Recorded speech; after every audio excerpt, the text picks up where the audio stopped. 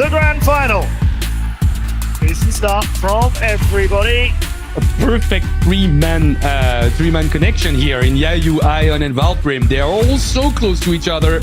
So keep your eye on him. He's been running pretty flawlessly so far. This is the grand final. We are underway. SP Zapita racing from home against everybody here in NAM 1. Fenneman perhaps realizing how good these other three pilots are. He might be the fourth one to complete this race. Valprim further behind is completing their dive gate. We've got Thomas there in third, out onto the straight line. SP Zapita is down in fourth. In front, it's just Yayu. Super tight, super close between those two, but between those three racers here, these three pilots. Yayu, Ion, Yayu, we don't exactly know. Down in fourth and probably staying there. Yayu making all these obstacles fly well, but no, into the cage and not out of that cleanly. Valprim's ahead of him. Is Fenneman going to pass his compatriot as well? Yayu spinning beautifully. The blue grates are no problem at all. He'll power loop, he'll dive, and he'll go to lap number 3, 4. It's over. It's Yayu is the champion.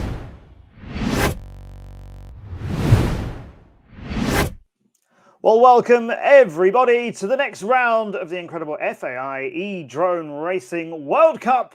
I'm Matt Andrews, and it's a real thrill to bring you a very unique competition here on the FAI's official simulator, Area Drone. And we have a really unusual situation because last weekend, over with our friends at the Aerosports Federation of China, I had the great pleasure of being out in Hangzhou, an amazing city, to commentate on the World Drone Racing Championship, the FAI's legendary WDRC, on this track for real.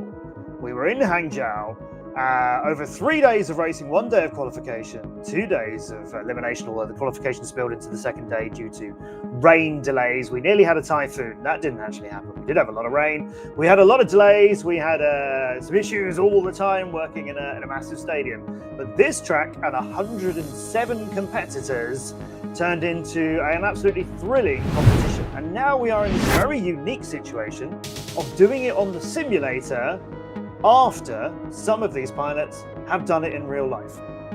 So some of the competitors, at other tournaments might have flown a sim to practice on a track, and you could indeed practice the WDRC track here in Area Drone before going out to race it for real. And then some of these competitors who we got with us today have been in China with me last weekend racing it for real. How are they going to get on racing it in the sim afterwards? How are the pilots who have been so dominant in our previous rounds, for example, Yayu from France and Ion from India, who are right at the top of our standings? They're both really good real-life pilots too, but they weren't at the WDRC.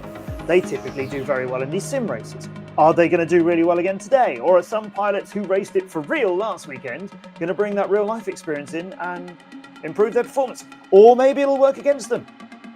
I think it's going to be absolutely fascinating, and here's the track that we're going to be racing around. It is a complicated one to look at, but not that complicated to actually fly, I would say, based on what we saw WDRC last weekend.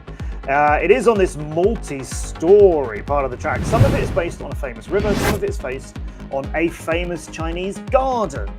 Looking over everything, the track, the virtual setup, Area Drone, the game, are the incredible guys running it all from Area Drone and Race Control. Hello, everybody. We've got Alex, we've got Eloan, I think Hugo might be in there somewhere.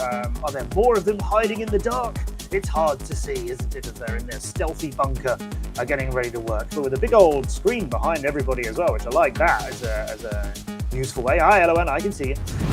So there's Race Control. Good luck to them. It's not easy running a tournament like this. More importantly, good luck to the 32 pilots who still remain. Qualification was open. We had a lot of pilots compete in that. The top 64 made it into yesterday's tournament. Off stream, you haven't missed anything, but the top 64, that first round happens on Saturday. That's done. 64 competitors have been reduced to 32. And now through a elimination bracket this afternoon, or wherever you are in the world, but with many different competitors from different sides of the world, we are going to be racing top 32 down to see who's our winner. It's all simulated with the standard Area Drone spec drone, 475 grams, equivalent of 1900 kV, 6S batteries simulated as well. This thing can hit 131 kilometers an hour and get up to, well, a 0 to 100, you know what drones are like. Yeah, we don't really measure it. It's quick, less than a second, whoop, off we go. That's the thing that I can tell you. Most surprises people who aren't so familiar with drone racing. Just the go is what catches people out. So welcome everybody. The racing is upon us. Good to see we've got Batu in the Twitch chat. Hello Batu, he's going to be racing today as well from Turkey. The great Turkish team. And Batu, for example, what's he going to do today? We're going to find out. We also have Doug Kling in the chat saying let's go. Hello Doug, always pleased to see you with us. Go Yantam from the Philippines. We've got support from the Norwegians. Yes, it's great. Now here are the rankings on screen for the last event. So that was held a few weeks ago. That is how that race finished. It was race 3 of the 5 for 2024. As you can see, Yayu winning that one again. Another win for Yayu. He just keeps them coming. It's 2 wins for him this season. Fenneman coming in second was a great performance from him. He's always up there or thereabouts. He's at a 4th place earlier on as well. He had a little bit of a rough time out in China for real, as did many of our competitors. Ion, not out with us in the WDRC. Like I said, Yayu and Ion, 2 great competitors in speedrun racing, but weren't. As far as the season stands, those scores we just looked at, that was event 3 earlier on with our 2 races earlier on in the year. You can see Yayu and Ion, like I mentioned, the 1 and 2, representing France and India respectively. They are somewhere ahead of the others. They've had such a great season. Can't really praise them enough. I know them both well through the DCLs too. They're just brilliant competitors. So Yayu has had 2 first places in qualifying and turned both of those into wins. That was races 1 and 3. Ion was the one who denied him in race 2. Ion got a 2nd place in race 1. He came 3rd last time in event 3. But the middle one, he got his top spot at the podium. So between Yayu and Ion, they have won every one of our 3 events so far. Here for race 4, these are the 32 competitors that remain. So these are the ones who are looking to pick up more points today. And as I just mentioned, and as you just saw, Yayu and Ion have got quite a points gap now. So for the other competitors, you've really got to come and get it. You've got this race now and race 5. Race 5 is only 9 days away. I'll tell you about that a little bit later on. Here's our start then. 32 competitors, single elimination bracket.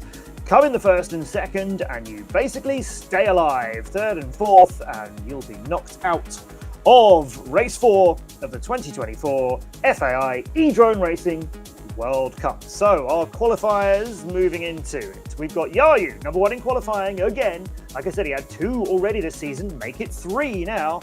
3 best places in qualifying. Then we have Gegengar FPV from Japan and some more of his teammates as well. Konami Tori from Japan, Shogo Kojima from Japan as well. All 3 Japanese pilots looking to try and stop the mostly unstoppable Yayu. He's been incredible for so long, and he's really doing so well. And in fact, you know, the 2023, when we had 1 E-Drone race back at the 2023 FAI WDRC, he was quite good there as well. So he's making it work. He's the one to beat. So our pilots now just getting ready to fly. And here we go for the first race. Race 4. So this track, yeah, I reckon it's not quite as complicated or as scary as it might look to start with. Let's take a look on board with Yayu, who is to the far side of the octagon already. Then there's a left-hand turn, come out of that, you go back up, you go straight across the middle. Left hand, up one side, right down, and then you go through the tunnel. And if you watched the real-life racing last weekend, this is the section that was in red. Those square gates were all in red, and this is ridiculously quick compared to how anybody flew it in real life. There's 1 lap done by Yayu, and Gengar as well. And it's just absolutely rapid, isn't it? Navy Wyvern is on to his 2nd lap. Uzero is just coming up to start that one now. Yayu still clearly ahead. Here's Navy Wyvern, who's in 3rd, not too far behind his teammate, Gengar, trying to move up past them. Yayu, first one, start lap number 3. Navy Wyvern rattling around, trying to get onto these squares, trying to get through the gates. That has absolutely ruined his time. He's not yet lost 3rd, down to 4th, as Uzero is still too far behind. But Gengar now is going to be hard to catch. Yayu, on the other hand, completes the middle tier of squares. goes now for the last couple of turns on the track. Here's the dive gate, 1, 2, and then the line, and that is 3 laps done. And Yayu starts today in a strong winning style, getting some great lap times. His best time 22.081. I've got a feeling that might even be up there with some of the best times he did in qualifying. We find out in due course. Who comes in second? As you see, Gagenga's got that. Navy Wyvern is just coming across. Here's Yuzuru, who's going to sadly be eliminated in the first race of the stream. But giving us a chance just to examine this track a little bit more. So the second time you go up, you go straight over and down the other side. The third time you go up, which is now, you go up and then turn right and come down the neighbouring angle. Then a hard left there, and then you do an entire lap through just sort of cyan square gates. They're the ones that were red last time. Sweeping turns here. Here comes the dive gate through the 2 stories of that, and then there's 1 and 2 around that flag, and that's the start-finish gate that you go through 2. And the landing zone in a slightly different place than we saw in real life, but there's a strong start for Yayu, finishing that in a great time of 1 minute and 9.7. Gagenga FPV from Japan is the one of the 3 Japanese pilots to stay in, as Navy Wyvern and Yuzuru FPV, sadly, they will be eliminated at this stage. Now, I've been saying this track isn't too hard, and you might be watching that and thinking, oh my gosh, well, it is frankly a lot quicker here in the simulator than it was in real life. The best anybody was doing in real life was just about 27 seconds. And Yayu is clocking lap times there of 22, 24, 23. Gagenga in total was 10 seconds behind him at the line. But a really, really good set of pilots and a good race to start things off. So that means that Gagenga from Italy, who was 16th in qualifying, is going to stay in.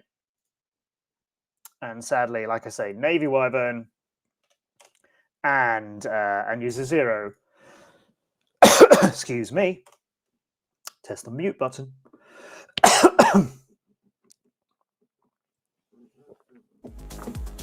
2 of the Japanese pilots eliminated. We have Speedy Cam cheering on Yayu and Fenneman. We have Nate in the chat. Always pleased to see you, Nate. You and Batu. Yes, as I mentioned earlier on, saying hi. He's going to be needing to see how the other pilots do, because he was in the top 64 and unfortunately not into the top 32. So it's good to see you with us, Batu, cheering on the others. Support for Chris from the Philippines. Lots of support coming in from the Philippines. That's cool. Noz Teak with us as well. Who's going to be racing from the Philippines. And a lot of support for Yayu from including his dad. Of course, that's Jeff Vermissen. Swan Vermissen's dad. So there we go. There's our first run at the bracket. Yayu and Gagenga continue together as this format works. The first and second from a group go to the next round together. So Yayu and Gagenga will always be racing alongside each other, unless, of course, one of them is eliminated. And that's a challenge for Gagenga, for example, who's just seen Yayu finish 10 seconds quicker than him, so he knows that is a pilot who is a bit tough to beat.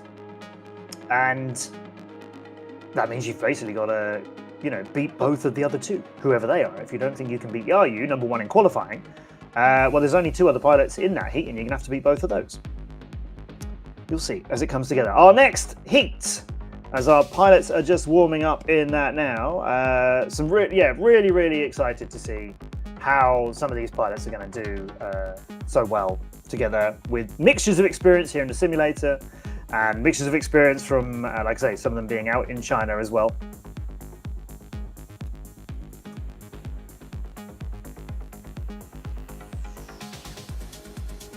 So, for example, in the next race, as you can see, race number 10, because 8 races were flown yesterday.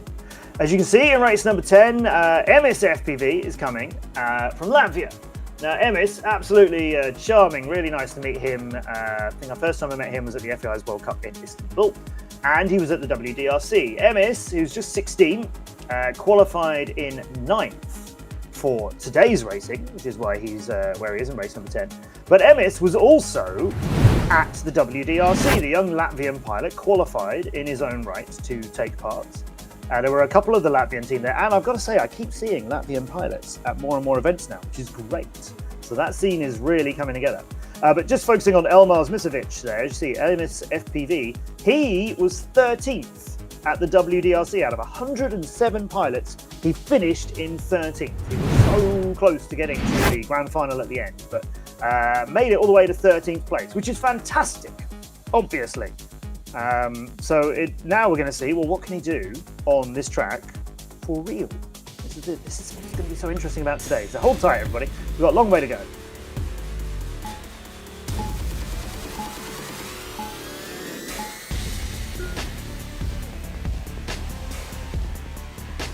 And he starts off really strongly, as I'm used to seeing him do. And he's not shy of attacking. So he's got 070 Shake FPV, forgive me, the Liu Ziyang from China, that you might just be called Shake, depending on how exciting this gets. Fred FPV too from Norway, Woong FPV from South Korea. And Fred FPV, oh, the Norwegian pilot, is just come to a bit of a stop and lost some ground on everybody else now. Emis, Shake, Woong, all onto their second map. Fred not quite there yet as he's missed the dive gate exit, gone round and completed it. But 70 Shake is just ahead of Emis. It's super tight between the pilot in blue from China and our red 16-year-old from Latvia who's just pushed past him. There's Emis just in front of his view. Not in front of his view after the dive gate though. Emis is through it and battling on, and they're in the triple gates side by side. Now you go underneath the octagon and out the other side and restart these climbs. First one up, left hand and down. Second one up, as Emis will show us now, over the top. Third one up, right hand and down. Then up this little ramp, and yes, this tunnel. The time tunnel, as I was calling it, or sometimes we called it the monorail last time at the WDRC. It is tricky, and Emis crashes into a gate before the dive as he goes for the climb there. But Shake is in trouble too, and the Shake is okay. Shake is the first to finish. Emis comes in second. Wow, these are quick times. So 070 Shake FPV, Liu Ziyang from China, who was 8th in qualifying. They're going to go on to the next round alongside the pilot who was one spot behind them in qualifying, Emis, who is finished in 9th. And then we have Woong coming in 3rd, and Fred FPV, sadly, will be 4th in that. Emis, what a good time. 1:15. Nicely done. Shake was just 2.1 seconds ahead of them with a lap time as good as 23.9. Emis did get a 23.8, so the quickest of the laps was Emis's there. Fastest lap so far, like I said, Yayu in the first round hit a 22.08, which is super quick. And there's the best of them. You can see they're brilliantly done by the Area Drone team. You can see in green their quickest laps respectively. So yes, Emis's second lap, better than Shake's, but overall 2.1 seconds behind. So Woong and Fred PV, sadly, that's where their tournament is going to end. 70 Shake and Emis will continue.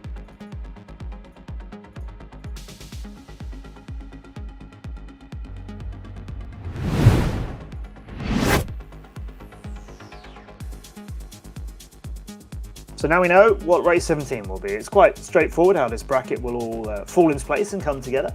You're going to see Yayu, Gigenga, 070 Shake and Emis come up in the next one. That's going to be a good one. For example, like I was saying about Gigenga, they might feel like, oh, I'm not going to beat Yayu, so I'm going to have to beat everybody else. Well, now you've got an idea who one of them is. Emis, who's really quick around here, for example. So not easy. Not easy, but whoever said it was. So Yayu, Gigenga, 70 Shake and Emis. That is a real mixture of nationalities again, which is brilliant. Next up, for our third matchup in this is, again, what a great spread. This whole tournament has such a great spread of pilots from all these different nationalities around the world. What I think is absolutely incredible, by the way, and we didn't get a chance to mention it earlier on, the top 10 pilots in the standings so far for the 2024 season, those 10 pilots are from 10 different nationalities. That is an astonishingly unlikely statistic, but true. Black Bear FPV, the 13-year-old up-and-coming superstar from South Korea, 19th in qualifying, 4th place at the last race. So just one space short of being on the podium. Can Kim Dong-hyun get there today? They may well do. We'll find out shortly. G-Man is going to be up against them. Our pilot from the States, Max Heiligman, as you might know him, who was 6th in qualifying, so really good showing from him. We also have Fenneman, who's going to bring his real-life experience to this track, and I hope it turns out a bit better for him. And Lucky Nemo as well, LC Timothy from Australia. So, yeah. South Korea, the States, France and Australia. Come and get it, everybody. We're on board with Black Bear FPV, this young South Korean pilot, just 13 years old, who at the moment has G-Man ever so close within touch. Just past him. G-Man just absolutely left behind. He's got a bit more of the option to finish. He's into the tunnel now, whereas Black Bear, sorry. Black Bear was out of the tunnel so quickly, but he is rattling all around the inside of the dive gate. G-Man's got past him. Fenneman is out in front, and Lucky Nemo is looming for that 3rd place. Black Bear FPV might have gone from 2nd down to 4th if he lets anything else slip. Currently, Fenneman is stretching away. That is a really solid first lap for Fenneman. It was a 25.1. G-Man got there in a 29.2. So 4 seconds between the first 2 pilots. Fenneman away. Black Bear. My gosh, what is with me in that name? Black Bear FPT. Starting his 3rd lap now. He's got a bit of work to do. But Max Heiligman, G-Man, is not safe. We're seeing right now Fenneman just throw his drone around this stadium.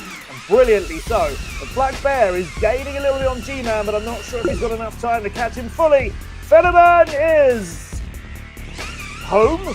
I was getting a bit concerned that maybe he hadn't got it, but there he goes, and the game says yes. G-Man is 2nd. Ooh. Little touch and go. Black Bear is going to stay ahead of Lucky Nemo, and I'm sad to see our 2 young pilots, the 13-year-old and the 16-year-old, getting eliminated there from South Korea and Australia, partly because I feel like I owe Black Bear FPV many more goes against his name a little bit cleaner. But it was Fenneman who won that in a time of 73.6, and G-Man coming in nearly 6 seconds behind him. Some good lap times, though, but there's the totals, as you can see. Fenneman and G-Man, they're going to continue. And Black Bear and Lucky Nemo are sadly the ones who miss out.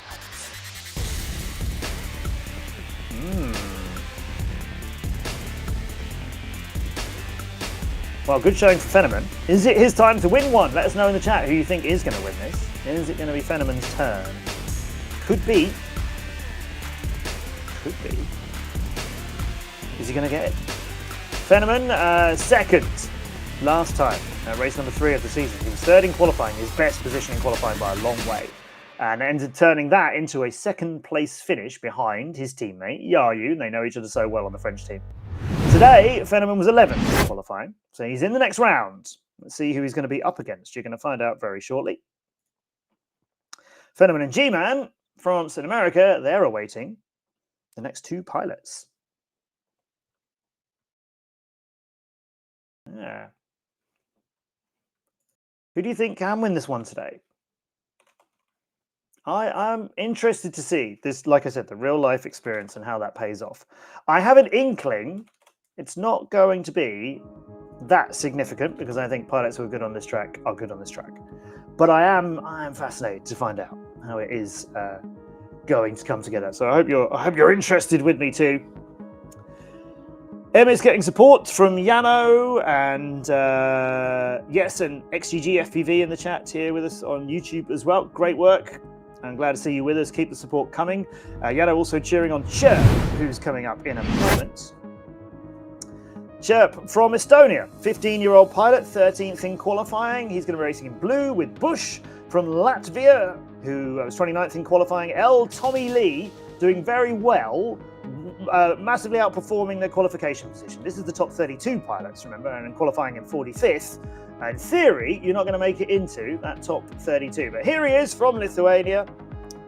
So keep it coming, Tommy Lee, in their first races of the 2024 season, but ahead of everybody in qualifying of these pilots, and ahead of nearly everybody in qualifying. Let me introduce you to Jiran Shen, who is a 12-year-old superstar. Didn't see her out in China, sadly. She didn't qualify to be at the WDRC finals, but Duona FPV is well known to those of you who follow the Drone Champions League, as Duona is an incredible pilot. She was first seen in the GCL 2 years ago when we had a separate tournament called the DCL Women's Cup. We've always tried to promote women's racing. Now and always, women have been allowed on the main teams, but we don't run a Women's Cup separately anymore. But for a couple of years, we did try and help more women pilots get recognised. Duona turned up at the age of 9 and blew everybody's minds. She was absolutely impeccable. She was an incredible pilot. The first year of the DCL Women's Cup was dominated by a pilot called Silent FPV, and looked like she could be capable of winning many, many more races in the second season as well. But Duona made that more of a challenge than anybody expected, and that was at the age of 9. What can she do? Well, she was 4th in qualifying here with a best lap of 22.018, as you see on your screen. And the best time we've had in racing so far, Yayu's 22.08. So he nearly hit that speed. Now, yesterday, I think she got a 23.4, which is still very solid, but she's one to watch. Nate, you know her. Yeah, Nate's with us in the chat saying fast kid indeed. Yes, as are quite a few people, of course. So who are we supporting here? We've got some support for the Philippines. We've got some support for our Latvian pilots. A Baltic race. Yes, indeed, Yano. But like I say, Duona might be leaving the other 3 to it. Watch out. Duona, slow start there. I'm wondering if that's a little bit of a lag. Look at that, though. From 4th place out of the blocks, she finds herself right in the fight. Here we go. Duona, second, pushing to Chirp, who's out in front, but not any longer. The Estonian pilot is past, and Duona goes. She flies over the top of Bush and L. Tommy Lee, who were far behind entering the octagon, and she was already wrapping up with it. And look how clean this is. It doesn't look aggressive, it doesn't look twitchy, there's no second guessing, there's no adjustments. It's just absolutely dialed in, and she is onto the middle part now of her second lap. Bush is only just starting lap number 2. Between them is Chirp, behind them all, L. Tommy Lee at the moment.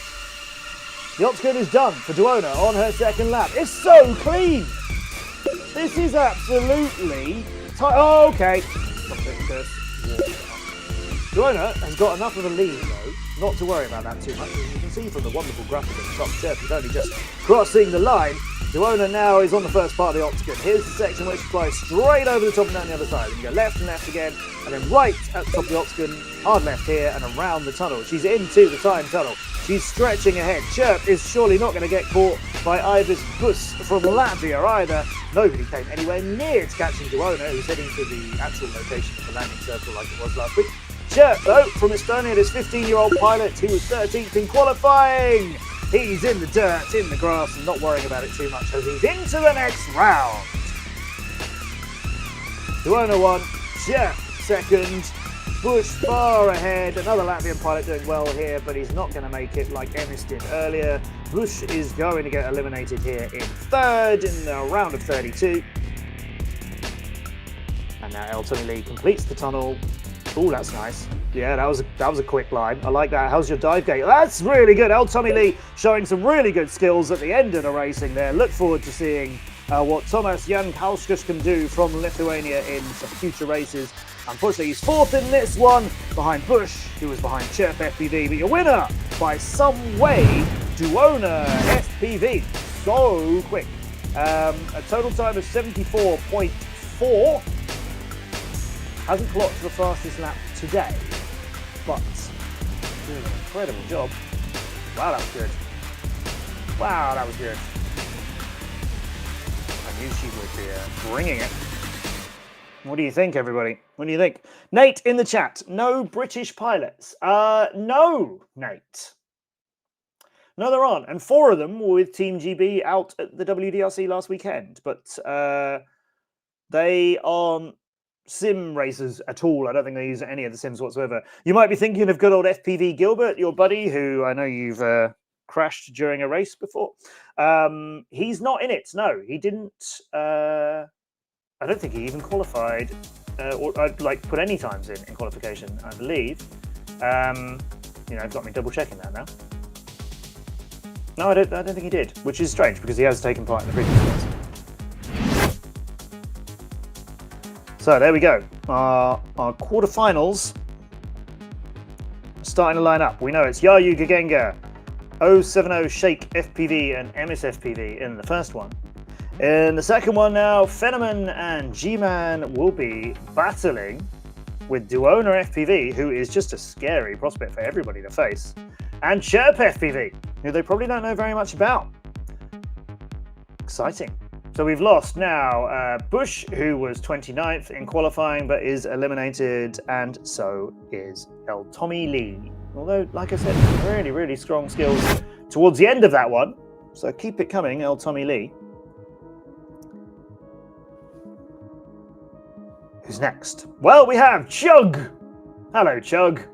That's Jakob Holshagen from Norway, who's one of the pilots in the DCL wildcard team, and also a pilot who used to race for Haven Airborne when they were a team in the DCL as well.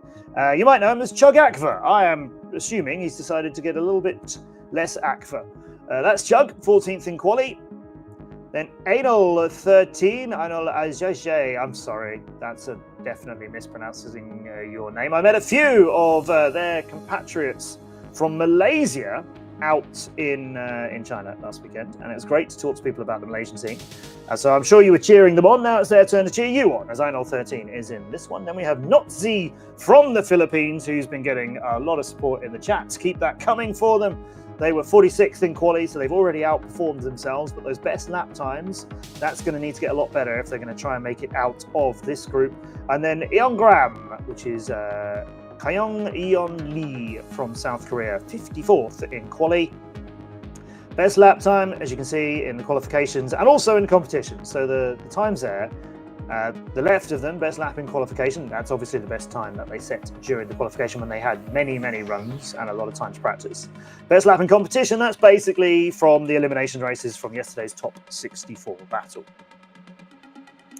This could be a very good one. But looking at those times, you have to say Chug and Anol 13 look like the other pilots are going to need to do something very special to catch them.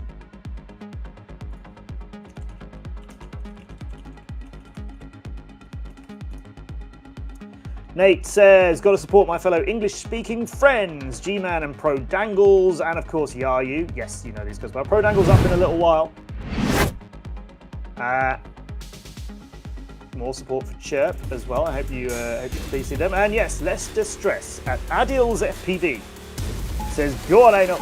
Well, let's see where we keep our pilots from Malaysia, or whether the Philippines or Korea or indeed Norway can get into this top two. What a mixture. Brilliant. Love it. Come on, everybody. Come and get it. Chug getting an early lead here now. A little bit high over the middle of the octagon, which I saw some pilots struggling with in real life last weekend. It is very possible to go over the centre of that octagon and immediately hit the first gate you come to on the other side, because they descend in front of you and you find yourself at the same level as the top bar of that first gate. Chug's flying well though.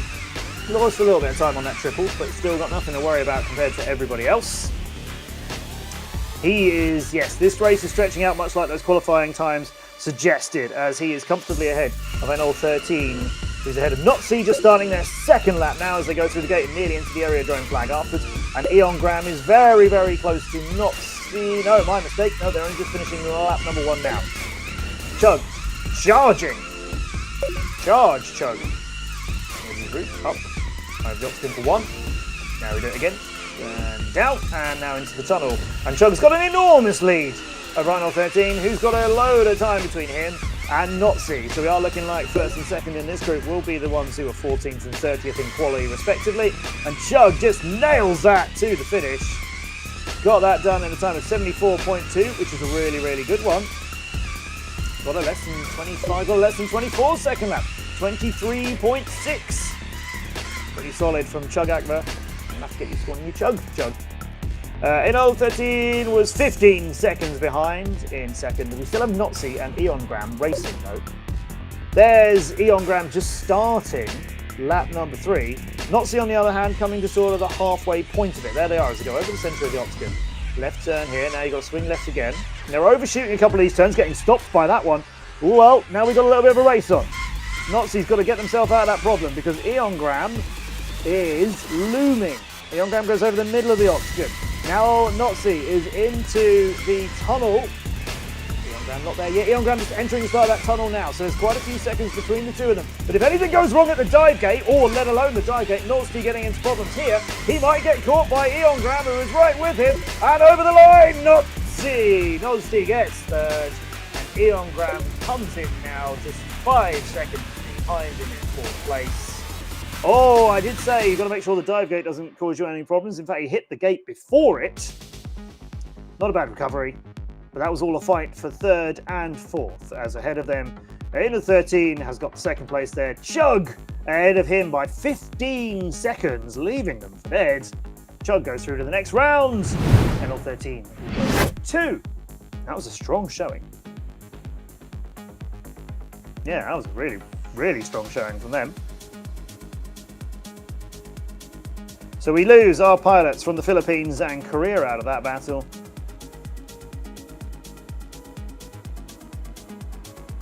And we get a clearer idea of how our bracket is going to shake up for the next round.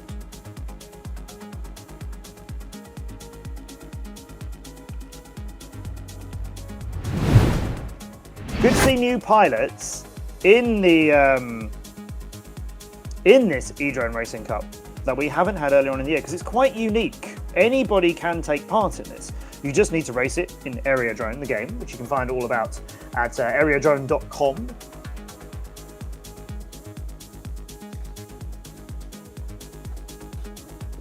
If you want to find out specifically about this series, then areadrone.com/E-Drone will take you to the results of the previous races and tell you more about it. Now, unlike other FAI races, you don't need an FAI license to take part in this. If you want to take part in any of the other FAI official races around the world for the next season, which are beginning very soon, and obviously will continue throughout 2025. For those, you need an FAI license. You just go through the FAI site in the drone racing section, pick up, and you can learn everything there about how you get that all-important license. But you don't need it to take part in this specific tournament. They wanted to make it more accessible. So to fly in this tournament, you don't need to be owner of a FAI license, but you do need to be an owner of Area Drone, the game. So like I say, you can get out at areadrone.com and find out about this series by adding /E-Drone to the end of it. Do you remember when people used to worry about whether it was / or /? Other TV presenters I know, like, so go to bbc.co.uk / such and such thing. I mean, I know it is important in a URL, but I never wanted to say that. Now, there's been a lot of support in the chat for Mayonnaise. Well, here they come. Giancarlo Tan from the Philippines. We just lost one Filipino. Can Giancarlo Tan do better? Well, you would think from his qualification position that he's got a really good shout at doing so. Ion FPV, winner of race 2, second place of race 1, third place of race 3. Can anyone get him off the podium in race 4? Well, these pilots are up against him now. Snow Yeti, Evan Bratton. Now, good to see another one of our pilots from Norway who was another pilot I hear a lot about. People are quite excited to spot the Norwegian community. Snow Yeti, come on then, Evan. Let's see what you can do here as well.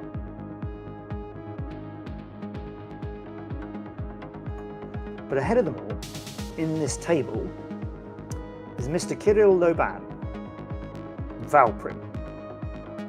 And his 5th place in qualification was no freak result. Valprim is deadly, make no mistake about it.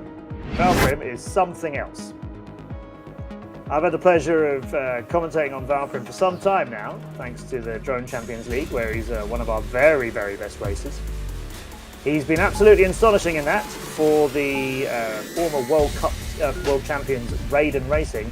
He is a young, brilliant pilot. He's just 15 years of age, and he is going to be a challenge for anybody. And he is so clean as well. What's he doing here? Well, he's almost, but not quite, leading. As you can see, he and Ion in red and green, respectively, are battling. Ion just fractionally ahead of Valprim. These two have raced each other in the DCL. Valprim, though, usually the winner of the race is out. He's in no matter who he's against. He's flying through the triple.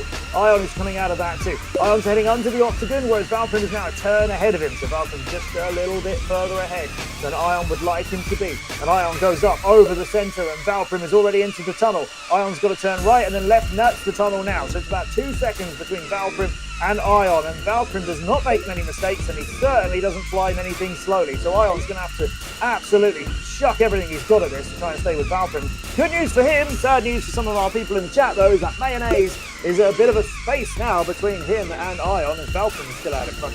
Ion in second. Mayonnaise with a lot of catching up to do. Ion would need to do a big crash. He's lost a little bit of time. Snow Yeti not in the picture just yet. Everybody onto their final lap. Valprim, first one to finish. Ion going to take that second place. Well, he will if he finds his way out of the dive gate, but he's got to make sure he's completed it, and he does. And Mayonnaise not close enough to take that from him, but just a heart-in-mouth moment for Ion FPV, I think. Though that dive gate, it's a fairly standard one, through the top, 2 stories, out the bottom. You're coming out of it on the side you would expect to in order to continue on the racing line. But a lot of pilots do, as you just saw Snow Yeti do there, that roll through the top, which means they actually enter it facing basically 180 degrees from the exit point and turn through 180 degrees as they descend through it. That's the quick way to attack it, but it doesn't mean when you come down, you've got to be very quick at working out, if you come down that is, as in if you crash, you've got to be very quick at working out which way is the way you are meant to be going right now. And if you come out the wrong side of it, it doesn't count. Probably goes without saying, but just to make sure. Yeah, if you come out of the wrong side of the dive gate, you have not flown through that gate correctly.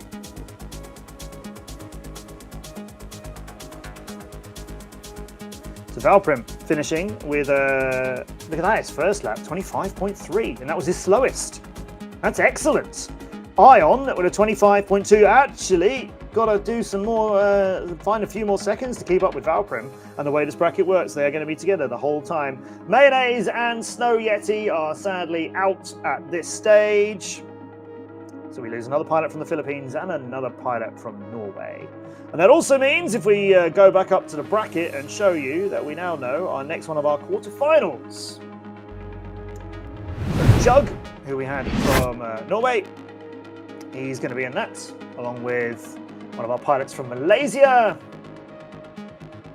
Now we also have Valprim and Ion in there as well. So that group just got significantly harder with the turn up of Valprim and Ion.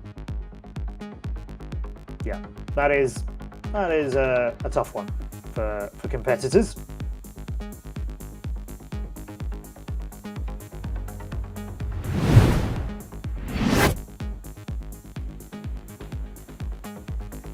So it's just keeps coming here, doesn't it?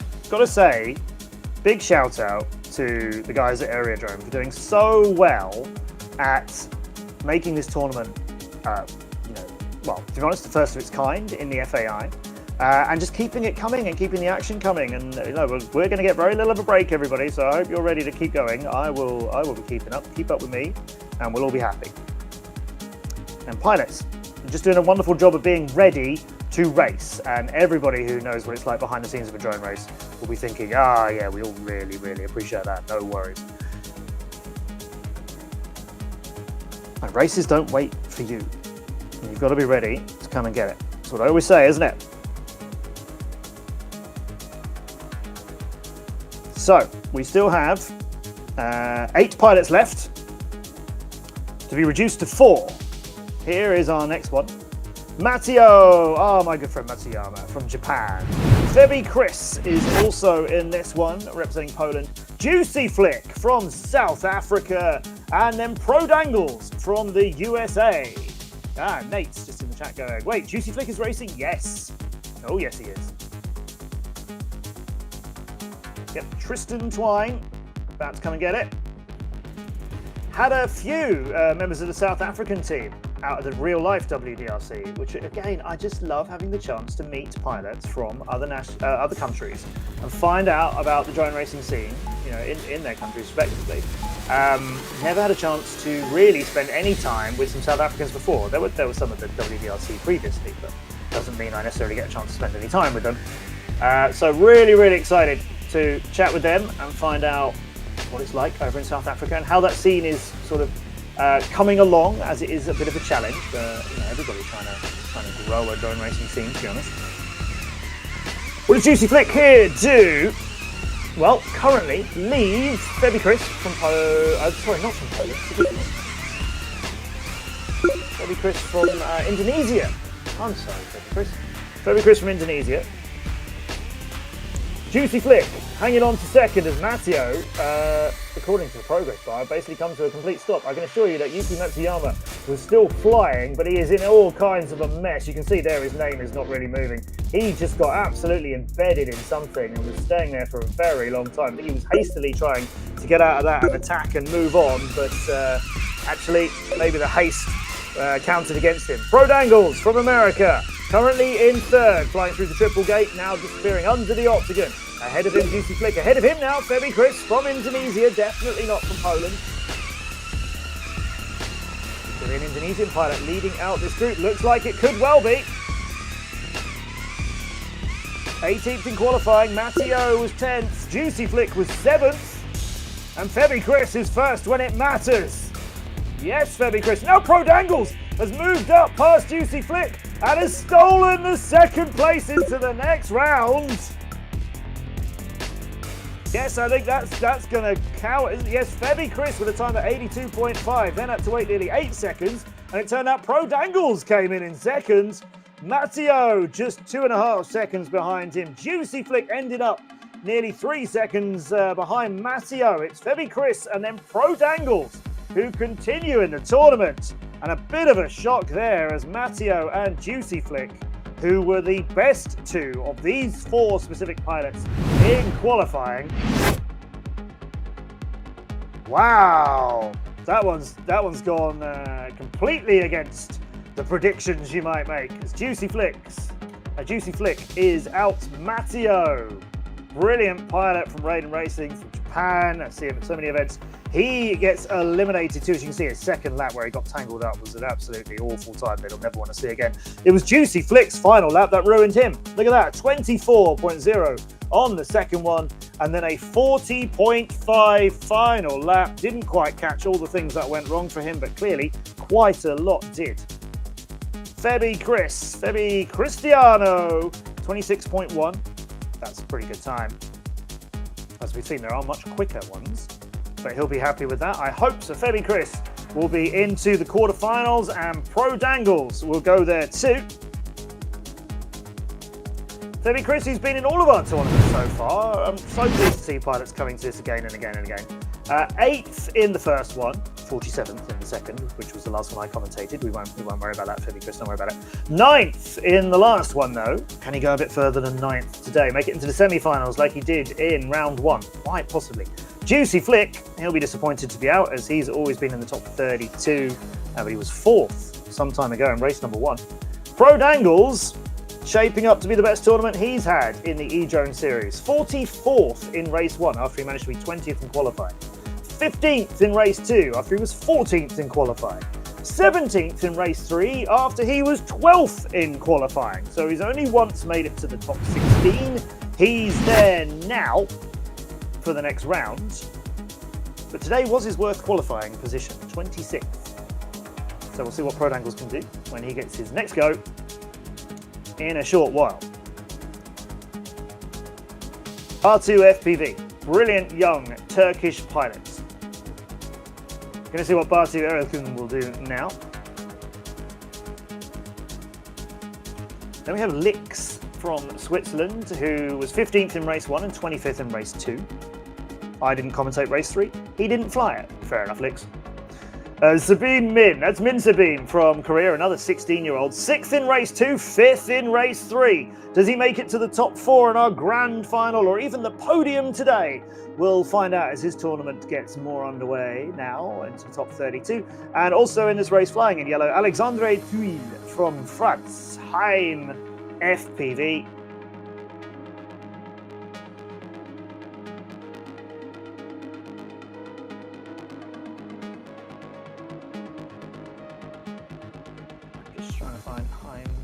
Record. Yes, this is his first time. Welcome, Home FPV.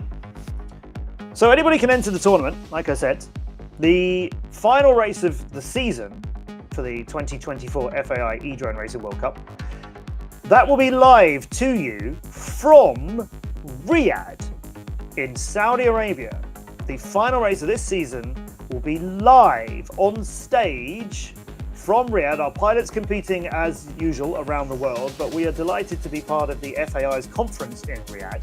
And while we won't be showing you the conference, we will be showing you the last race of the year for this. So make sure you join us. It's going to be on Tuesday, the 19th of November. That is a week on Tuesday, 9 days from today. And it's going to be in 2 live sections. We are going to be doing the round 64s and 32s early in the day, and then coming to you with all the action to see who are all the way through to our final later in the day. So 2 streams, both of them on Tuesday the 19th of November, and that'll be the last race of this year. You could take part in that. I'll tell you how after we race this week. Right, attack, says Lynx. And bar 2 comes to a dead stop for a moment. Pushes on in 3rd, just ahead of Hain FPV. But behind Lix, who's now behind Sabine, and in fact Lix sees bar 2 just past them. Bar 2 up in 2nd, pushing for the lead, trying to get past Sabine Nim. They switch just so closely there, side by side, which is why they can't see each other, which is why you can't see him on bar 2's screen, although Sabine Mim just trying to push bar 2 down. Bar 2 recovers, Sabine Mim gone some way ahead of him, but Litz got into a bit of trouble at the same point, and that has just basically saved bar 2 from having a much closer 2nd lap. Sabine Min is coming around for his dive gate. There it is. Last couple of gates turn. He's on to lap number 3. There goes bar 2 with a decent amount of speed across the line as well. He started, 1.4 seconds behind. He doesn't need to beat Sabine Min. It doesn't matter whether you're 1st or 2nd, because it doesn't change which round you go to or which qualifying or any of that. You just go through to the next round together. But that doesn't mean he doesn't want to beat Sabine Min, right? And he's ahead of him now. Bar 2 in red, can't see Sabine anymore as he's a gate or 2 behind him, and bar 2 has just disappeared through the dive gate with no problems. His drones with flips on the ground afterwards, virtually. It's a 1-2 between bar 2 and Sabine Min, with only 1 second between the pair of them. 3rd will be Lix. Probably. Now it's confirmed, but it should have been, and then it was actually questionable. Hain FPV gets it done. A little bit better finish than Lix did, but Lix had already got there a few seconds ahead of them. So a big gap, 20 seconds between the first of our pilots to progress, bar 2 FPV and Lix FPV, who came in 3rd and is going to get eliminated there. We lose our Swiss pilot. We lose Alexandre from France. But don't worry, French friends, as you've still got some pretty strong pilots in this. One of them we know very, very well from many previous events. Well done to bar 2. Yeah, good showing from him.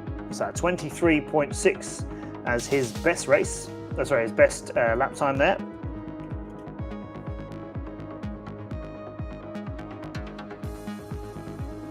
Bar 2 with a 74.8, as you can see, quite a long way ahead of Lix. Sabine close though, 1 second behind bar 2 at the end of that.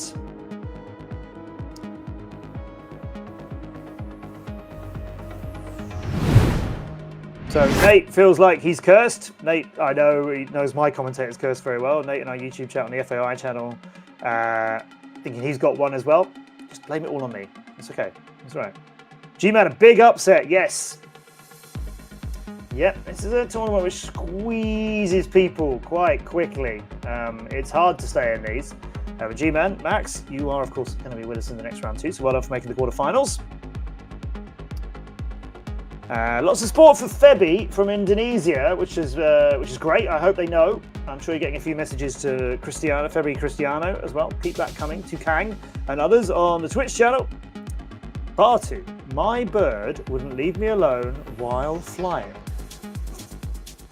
Too many mistakes. Well, bar 2. Still made it through, bar 2. Just about. What are you talking about, bar 2? FPV on Twitch? What? I need to know more about what we're talking about here. Your bird wouldn't leave you alone. Oh, wow. Well, you're in the quarterfinals, so do what you need to do to get things under control. As you can see there, 16 pilots now into our top 32.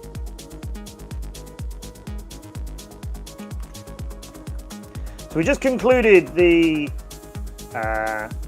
round of 32, which is a weird name for it, but 8th final would be weird, let's be honest. So yeah, how do you think of it so far? Top 16 pilots now, interesting mix of them.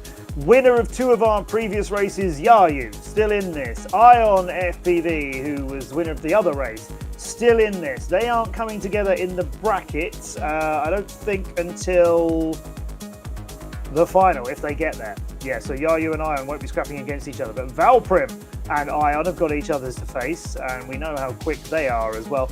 So yes, just looking at it now, Valprim and Ion are going to be sticking together for the rest of this bracket. Yayu, challenge for other people. Phenomen, who we know so well, is in the other quarterfinal to Yayu, so they might meet in the semi-finals. They won't meet at the next stage. Where do you think the win of this is going? Any nationality in particular that you think is going to win this one? Any pilot in particular? I'm so pleased to see so many of you supporting the pilots. And I was saying, I can tell you how you can take part in the next one. Round 5, the last one for 2024. It will be live on the 19th of November. That's Tuesday, the 19th of November. That's 9 days from now. The FAI conference is happening out in Saudi Arabia, and we have the pleasure of using their main stage for the conference to bring you the final round of this. Everybody will be racing from home, or we'll be out there in the sweltering heat of Riyadh. So nice to be returning to Saudi Arabia again after I was there last year. How can you take part in that? Well, you need to get area drone. So I suggest you go to areadrone.com or areadrone.com/edrone if you already have the game. You can enter. The qualification period will open for the 19th. It has not opened yet. You have not missed it. You have not missed out on seeing the track. You have not lost out in any way at all. Nobody has flown the track. Nobody has practiced. Nobody has had any advantage than anyone else as of right now. When is qualification going to open? I can't tell you. So you have to keep your eyes peeled. There's going to be a short, tight qualification process for the last race of the year, and you can be in it with Area Drone. Just go to areadrone.com/edrone, find all the rule set there. You'll get to see how you can do it, but essentially between 2 dates, the game will have this track open. That is the only time anyone has seen it. Grind it, race it, get you practicing, get some laps done. Maybe that'll be quick enough to get you qualified into top 64, and then you'll be live in our battles out in Riyadh. That's happening on the 19th. If you're not going to take part, make sure you watch it. It's going to be awesome. And with that, will be more points allocated, of course, to these pilots. And we'll find out who's the winner. The winner of the season will be the pilot with the most points earned from 2024. So to be honest, if you haven't taken part in any e-drone races so far this year, okay, you aren't going to win the tournament. But surely that's not the point of taking part at this late stage. Get some experience. Why not you? Why not take part in a live esports tournament, being commentated out of Riyadh with myself and the wonderful e-drone team, talking about you worldwide on stream, showing your racing. Why not? Come and give it a go. Nothing to lose. Just make sure you've got Area Drone from areadrone.com. So the bird, Barty's bird, flew over his head, landed on me and made some noise. Now I am trying to get it out of my room. It is on my dresser now. What kind of a bird are we talking about, Bartu? I guess it could be anything from a tiny little canary to an eagle.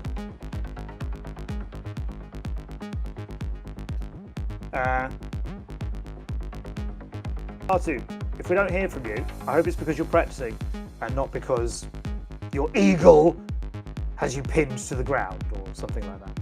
What kind of birds might you get in Turkey? No. Topi FPV, ladies and gentlemen. Thomas Peterson's, ladies and gentlemen. Topi FPV is in the FAI YouTube channel saying in the Area Drone channel, go Emis. He's still in it, as are 15 other incredible pilots. Quarterfinals coming up next.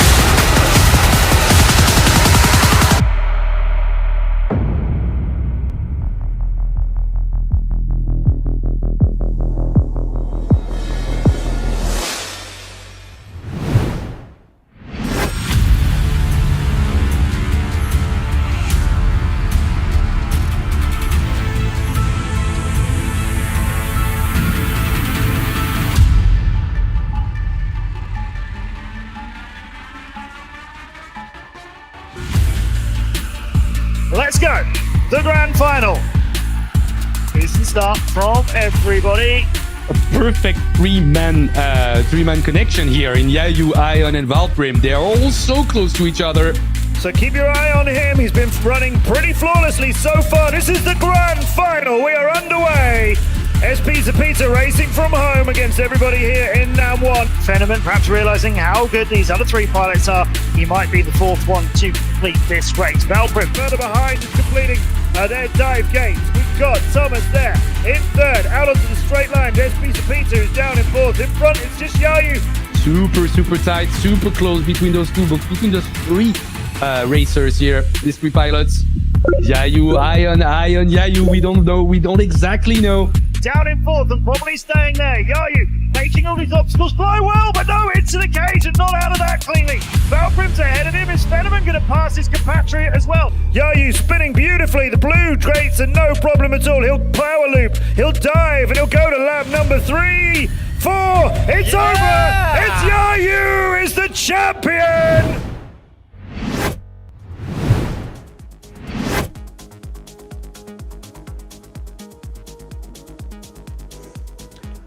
Welcome back to the next stage of our 2024 FAI Drone Racing World Cup. I'm Matt Andrews and we are into our quarterfinals. 16 competitors still racing.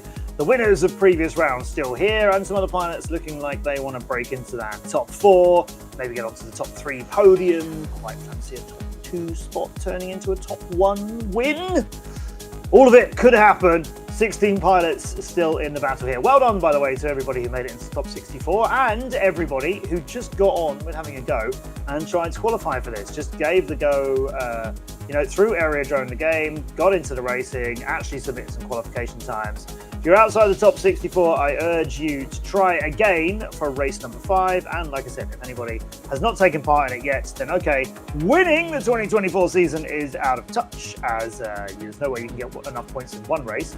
But that doesn't mean you can't take part. It doesn't matter that it's the end of the season. Give it a go. You could win the whole race. You could win World Cup number 5. 16 pilots remain into our quarterfinals. Good pilots amongst them too. Some very, very strong pilots here.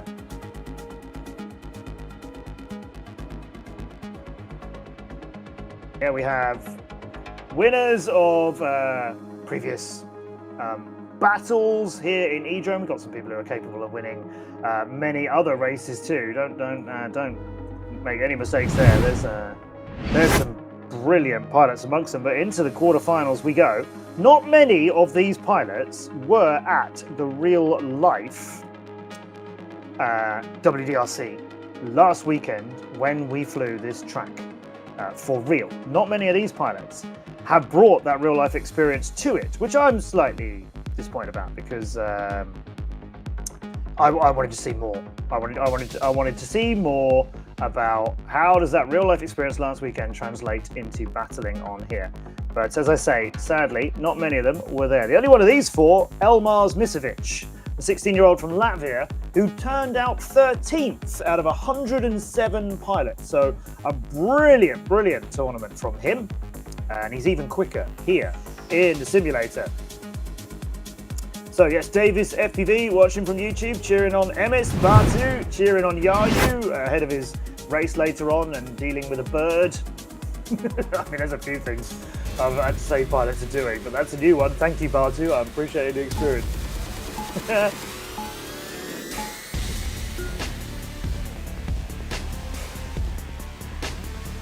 So let's see here. Yayu, number 1 in qualifying. We know how good he is. Won 2 of the previous 3 races. Emis flew this for real last weekend and is in the lead. 070 Shake FPV is in second. Yayu down to third. Gagenga FPV, who came in second behind Yayu in the first round of today, he's down in 4th place and struggling. Yayu is gaining. Yayu is catching up to the all-important second place, which 070 Shake FPV has got at the moment. And they aren't totally safe for that second, as they're actually moving. They're trying to get first. Emis FPV and 70 Shake FPV switching places a lot there as they come to the end of lap number 2. Emis now just hanging on out in front. Here's 070 Shake, who sometimes sees Emis in front, sometimes sees Yayu, and sometimes passes both of them. But now it's starting to just drag a little bit on the lap number 3. Running out of time. 70 Shake FPV starting to get left behind by Yayu and Emis FPV. After being in contention for so long, now 070 Shake FPV, this brilliant pilot who put in a great performance earlier for China. They're not going to get second as Yayu's got it. And Emis was ahead of him too. Emis beating Yayu by 1.1 seconds, and then 070 Shake FPV coming in 2.5 seconds behind, and there's Gagenga finishing now quite a long way behind the others. Oh wow! Emis FPV, the 13th place pilot, out at the real life WDRC last weekend, is still in this and out flying Yayu, and his times very, very good. Not the quickest compared to Yayu, who got, as you see, a 22.77. Emis. Otherwise, though, his 3 laps that he got, where are they all? They're just, yeah, they're all, okay, I was going to say they're all better than Yayu's 2nd and 3rd, but no, Yayu's 3rd lap, also quicker there. Numbers, everybody, 4 decimal places to deal with too. Hey, you know what, 070 Shake FPV, those aren't bad lap times either, 24.08, that's very good. That's quicker than 2 of Emis's and 2 of Yayu's. But unfortunately, that 3rd lap just let them down a little bit. So, Emis FPV, Elmaz Misovic. He's through. Yayu, still alive. Gagenga is out. 070 Shake FPV are out. Ooh. Yayu, yeah. Yayu not got this one all to himself. And Emis was 9th in qualifying for this. I'd say 13th flying it in real life. So now we're seeing a pilot who has got real life experience on this track outperform where you would think they would, against pilots who maybe have better qualifying rounds. Emis was 9th in quali. 70 Shake, he was 8th. So okay, they were very close in qualification. Ooh, interesting. Davis FPV, let's go. MS, Bartu, as I said earlier on, cheering on Yayu. Oh, with your cockatiel parrot. No, you didn't use the wrong word. No, Bartu FPV, please let me clarify. You didn't use the wrong word at all. You said it was a bird.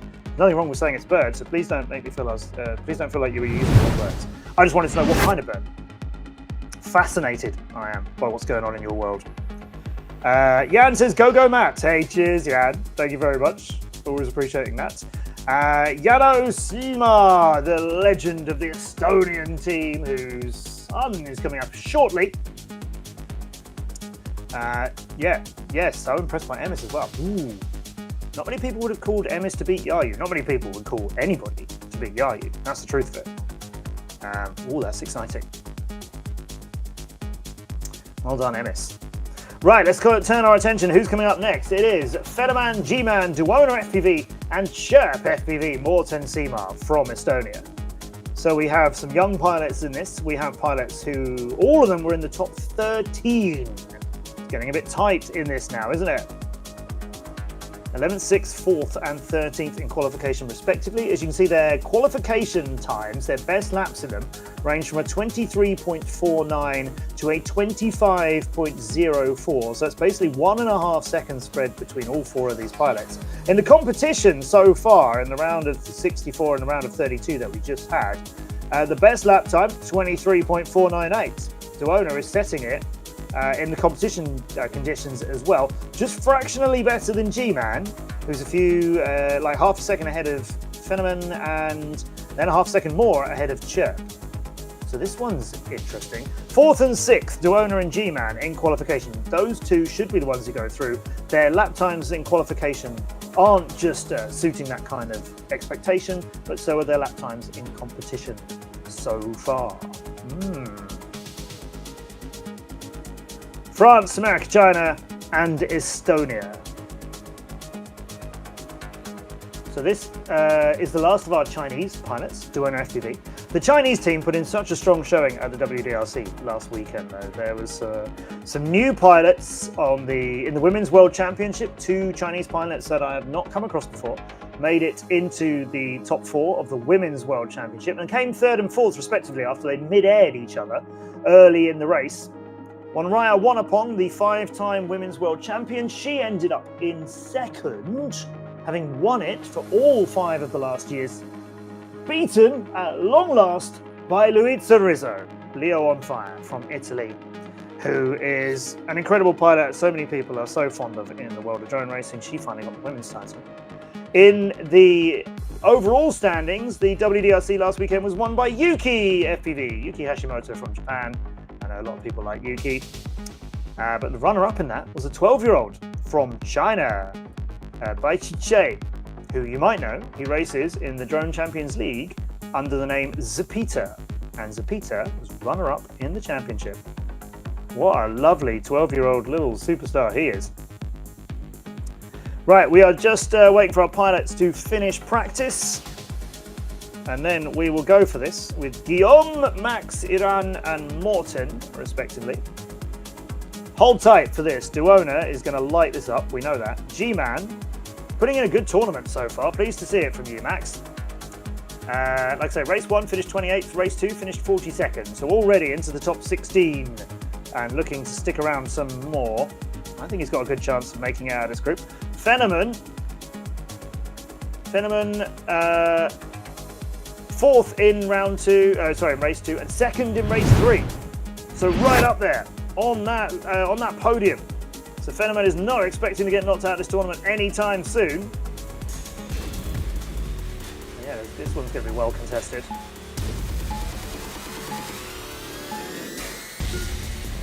Off we go! Fenneman and Chirp with good starts. Duona struggling out of the start. G-Man in the middle of them all in 3rd, but everybody is really close. Everybody now heading up towards the octagon through the centre of it. Fenneman just overshooting his turn on the exit of the octagon after he'd gone over the centre of it on lap number 1, just overshot the turn out of it. Maybe getting a few flashbacks, feeling a bit sad about his time in China last weekend.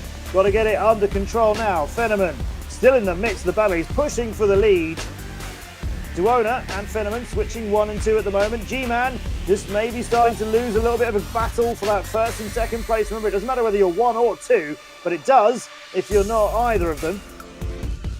Duona out in the lead now. G-Man seeing her through the dive tower. She is coming across the line, and G-Man has got past her just momentarily. They're side by side.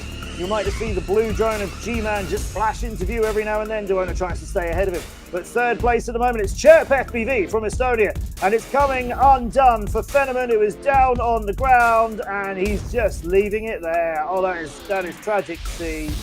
Guillaume Bailiu started lap number 3, but he has given up on it. He's literally not moving. Quads on the ground on its side. Duona is across the line. G-Man gets that 2nd place. Chirp FPV secures 3rd place, and Fenneman will get a DNF. There's Fenneman no more.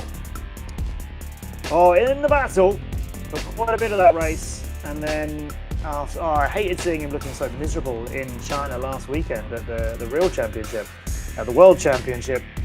He won't get, well, he's 4th, but finishing his tournament in a sad way there, after just giving up on it on the 3rd lap after he crashed. Oh, that's disappointing. It's disappointing to see any competitor, just go, that's that then, and not finish a race. I don't think there were technical issues. I think he was just in contention, and then it just got away from him, and he just decided not to finish it. You should always finish. You should always battle to the end. Anything can happen in drone racing. We've seen it. We've seen it many times. The Duono FPV wins that one with a time of only half a second ahead of Max Heiligemann from the USA. Well done, G-Man, staying into this. But we do lose Chirp from Estonia, so sorry to rage quit his dad and the Estonian team.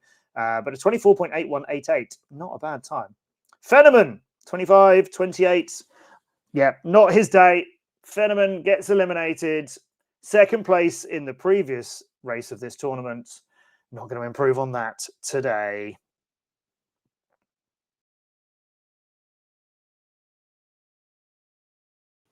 So with that, we have one of our quarterfinals decided. There it is in the middle of your screen. Emis FPV leading the way into that one. Very excited to see what Elmars does. Then Yayu, our legendary pilot from France. He so important for cyclone drone racing in the DCL and for the French community. He is also through after coming in second behind Emis. Duona FPV put in a blistering time. In fact, Duona in the last round, she won that in a 74.351, and that's slower than Emis and Yayu. So, as good as Duona is, she's got to step it up a little bit as she goes into the semi-finals, and G-Man into there as well. Make a lot of people happy. Another American pilot doing well here. We lose Chirp, we lose Fenneman, we lose Gagenga FPV from Japan, and 070 Shake FPV from China. Now we have 4 more pilots from race 19. They're trying to get into the other one of the semi-finals. Here they are. Jacob Holshagen from Norway, Einol Echiche from Malaysia, Kirill Loban from Serbia, and Krutharth, and a lot more name. We just call him Ion FPV. He's racing out of India. Good to see him. Good to see what he does in the DCL too. As that's getting in. Now, I mentioned about pilots who were at the Real Life Championships last weekend before coming to the sim race of it this weekend. Well, only 3 of them, only 3 of the 16 pilots in the quarterfinals had that experience from last week's racing. And Fenneman was one of them, and he's out. And Chirp was one of them, and he's out. The only one who still has any experience of racing this track for real is Emis.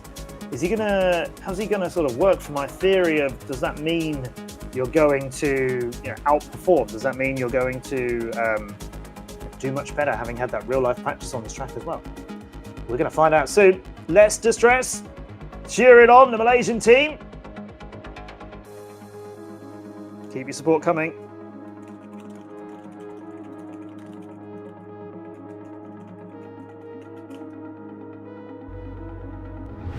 Norway, Malaysia, Serbia, and India. God, I love this tournament. How great is this? Pilots from everywhere.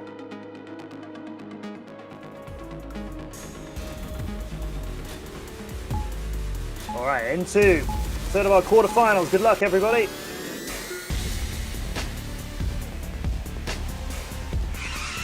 Quickest pilot coming into this, of course, Valprim. Chug, though, got a good shout of winning it or being second. Just leading out. Chug trying to catch on Ion FPV, who's got to try and make it to his 4th consecutive top 3 finish. He's been first, second, and third in the last 3 races. Ion desperately wanting to stay in this tournament. Second place is where he is at the moment. Valprim just ahead of him. Couple of turns ahead of him now. Ion flying very well as he finishes the octagon. Now goes over the top in the middle of lap number 2. Then you've got a third route up and a right-hand turn to come down before you hit the time tunnel where he is now. He zips through that, still not close enough to Valprim, who is through the dive gate and crossing the line now. Valprim onto his third lap. There's Ion onto his third lap too. So not a big gap between both of those. 2 seconds at the line, but Chug coming across the line, well, only 1.8 seconds behind Ion, but the gap now is looking a lot bigger as Ion is finding his way around his third lap a bit better than Chug is. Chug with some attacking to do. There's Valprim wrapping up the finish. He's across the line. Chug trying to catch Ion, but too much to do, I think. Ion is in second. Now Chug finishes in third. He is 4 seconds behind Ion, and that's 4 seconds behind, making it to the semi-finals. Strong showing from Einol 13 there. Great to see the Malaysian pilot Einol Ashiche doing so well, finishing again with a lot of speed. Really strong finish. Love a good finish. But sadly for the Malaysian team, that is a 4th place for them and the end of their tournament. 26.9, 28.3, 31.3 that third lap, letting them down a bit. Chug almost into the semi-finals early in the race, but Although lap 2 was very, very competitive for him and quicker than Ion's, the first and the third laps were where Ion just got a little bit away. Ion carries on towards maybe his 4th consecutive grand final out of 4 races. What an achievement that will be. It's Valprim who continues to dominate though and show people how quick you can fly this. Valprim and Ion to the other one of our semi-finals. Now we need to populate that to see who's going to race who. Ooh, yeah. Good times. Nobody's coming close though to Yayu's best time, which is the best time of everybody. Obviously, that's 1 point. 22.08 is the quickest lap time set in the racing today. 22.08. Yeah, nobody's touching that just yet. Well, we've got 4 more pilots in the quarterfinals. 2 of them to make it to the next round. 2 to be disappointed.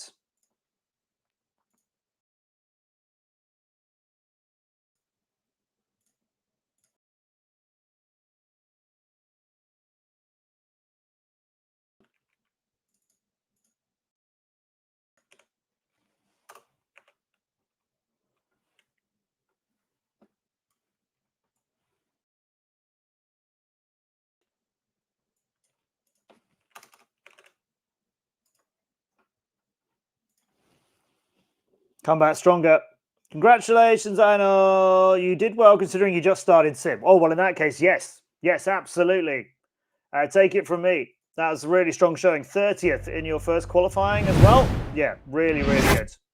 Absolutely. I'm glad you pointed that out, less distress. That is a great showing from Aino. Don't take any sadness out of that. Well done for making it after 30th in qualifying to the top 16 pilots. That's a great showing. Here's the last of our quarterfinals. Febi Cristianto from Indonesia. Prodangles, Sam Compton from the States. Batu Erilkun from Turkey. And Min Sebin from South Korea. Prodangles outperforming his qualification position, as you can see right there. And Batu, 2nd in qualifying. That's a brilliant performance. Batu, where have you been throughout the rest of this series in 2024? You didn't take part in races 1, 2, or 3 earlier this year. Wow, what could have been, hey? What could have been? What will be today, more importantly? Will Batu continue in this tournament? Looking at that, he should definitely get through. His best lap, 22.319, comfortably quicker than everybody else's best lap. And Batu is a very consistent pilot, so he will have clocked a few laps around similar sort of times there. I think Batu can come into this with some confidence. Out of the others, though, what do you reckon? What do you think? Let me know in the chat, wherever you are. We've got your messages coming through on Twitch and YouTube and Facebook, and also on the FAI's YouTube channel as well. What do we think? Who comes through this? Does Indonesia get a pilot into the semi-finals, or Turkey, or South Korea? We already have Emis from Latvia in one semi-final, Yayu from France, Duonalan from China, and G-Man from America. Those pilots through. Now we have Indonesia, Turkey, Korea, and another pilot from America battling. Oh, sorry, and we also have, of course, Valprim representing Serbia and Ion from India. We might have 8 different nationalities in the last 8 pilots today. How absolutely fantastic is that? As I mentioned earlier, the top 10 currently on the standings for the entire season are from 10 different nationalities, which is just absolutely amazing. Now, I think we might be getting an interview in a little while, possibly with G-Man. We'll see, but I think that'll come after this next race.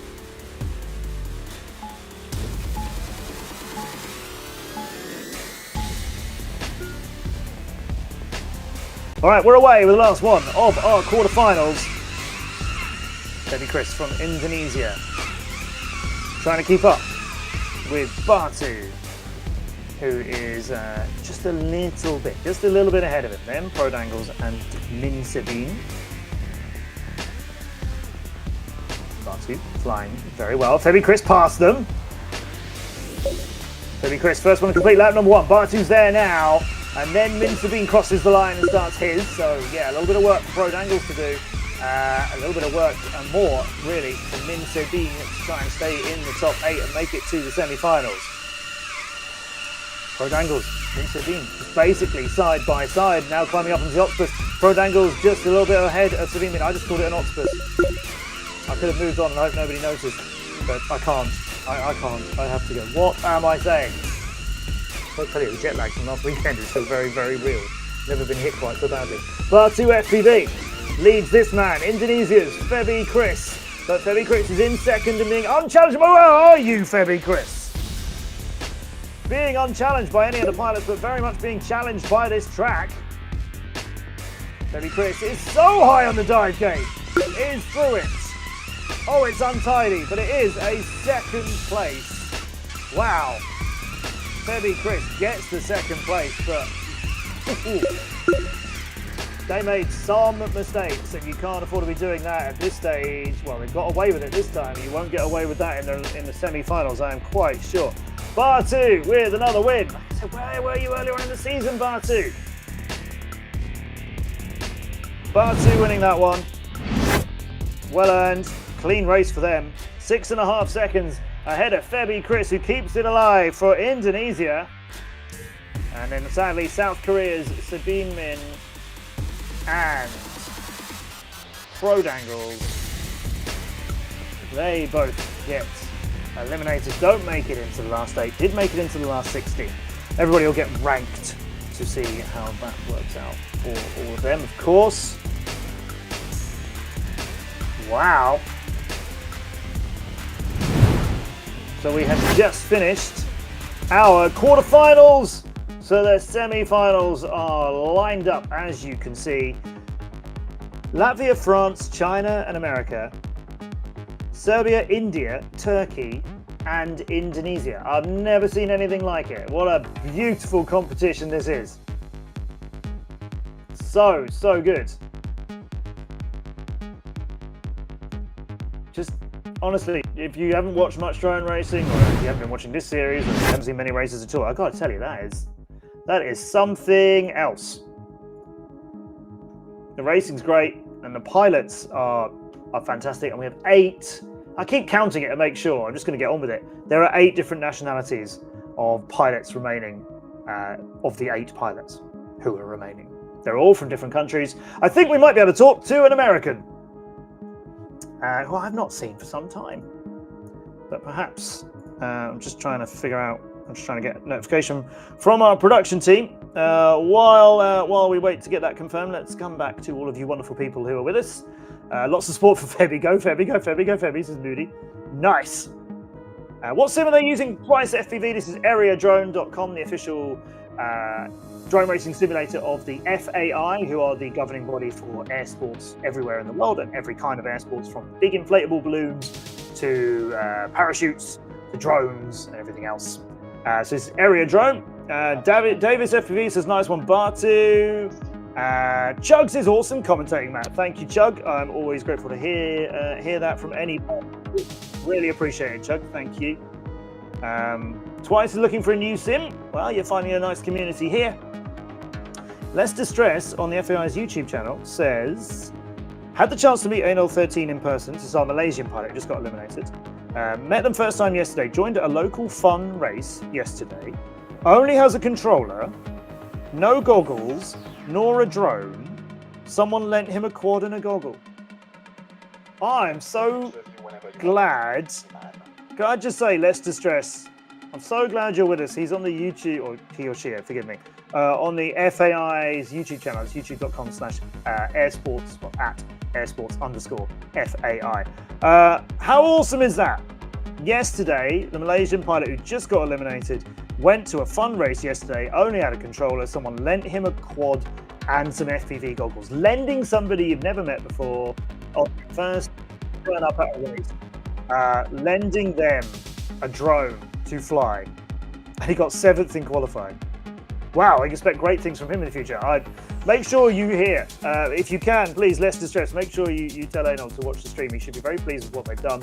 And welcome to drone racing. What a great example that is. Let's talk to a drone racer from a different side of the world. Max Heiligman is gonna come in and show us what the American side of the world looks like. G-Man, it's been some time. How are you? I'm great, Matt. It's good to see you, man. It's been way too long, honestly. Yeah. Honestly, whenever I'm in a tournament like this, Max, my brain is, because like keeping up with all the action, I find it very hard to think about other things. Or when the heck did we last see each other? I have no idea. I don't know, 2021, 2022. It's been a while. I've been busy. I've got a kid now, so a lot of changes in my life. Hey, congratulations to the G-boy or girl, G-Man. That's exciting, and I'm enjoying the little gaming parlor you've got behind you. Considering you say you've got a child, you appear to have plenty of space for your toys as well. I'm respecting that. Office, drones and stuff, little streaming setup. Yeah, liking that a lot. So Max, it's coming together very well for you today. You are up into the semi-finals. You must be really pleased about that. Yeah, that was kind of where I wanted to be. I wanted to get to top 8. I was qualified 6th, but I knew it was going to be tough. I kind of had a bit of a Black Bear was, I think, a little underqualified, so my first heat was a little scary. Going in there, I knew Phenoman could take me out, and Black Bear as well, because in the round of 64, it was I got second still, but Pheno was like right on me, so I knew like it was going to be tough in that the first heat today, and I was actually more nervous than I usually get, which is I just haven't competed enough lately on Sim. And so it got to me a little bit, but I recovered. And then this most recent race, I'm really happy with. So, yeah. Yeah, I remember you were always quite a confident pilot. I do remember that about you. But you've been in tight company here, and that's how this e-drone tournament is. People are stepping up, outperforming their qualifying positions. You came in, was it half a second behind Duona in the previous round? She's a real challenge as well, isn't she? Oh yeah. Yeah, she was my teammate for a little bit. We used to practice. I used to practice with her early morning, kind of like these races. So, because I was on China Dragons for a while there. Yeah. And so we were always tight competition in DCL. It was wild. She's a phenomenal pilot. So this next heat's going to be insane with her and Yayu and Emis. So, I got to start warming up, but I feel good. I almost don't need to warm up too much. I just need to just be confident. Hope they make some mistakes and fly my lines, because this is a track that can really catch you up. Like you make a mistake and it's hard to recover. And in that last heat, there was I was in a pack with the drones for a while, and then I thought I was fighting for second, but I was actually fighting for first at the end, which was interesting, because I was really timid in the dive, and on that final lap, I was like, I'm just gonna go as fast as I can go through the dive, and almost caught her. So that was fun. Yeah. It is challenging. Pilots had issues with that in real life last weekend, because there's plenty of areas on this track where you're in a string of gates that all look quite similar, and if you just overshoot one, like which one was it, is a real challenge for pilots. The sim makes it way easier because you get the gate indicator. I saw a couple pilots hit like a flag up top, come up, look down, and I was like, I would have no idea. Even if my spotter was like, the left turn, I'd be like, which one? There's 10 of them. It looked really hard. Not to mention video problems. So, G-Man, you got to get ready for a challenge of a heat for everybody who's in it. Good luck. Thanks for talking, Max. Thank you. Thanks, Matt. Talk to you soon. Nice to see him.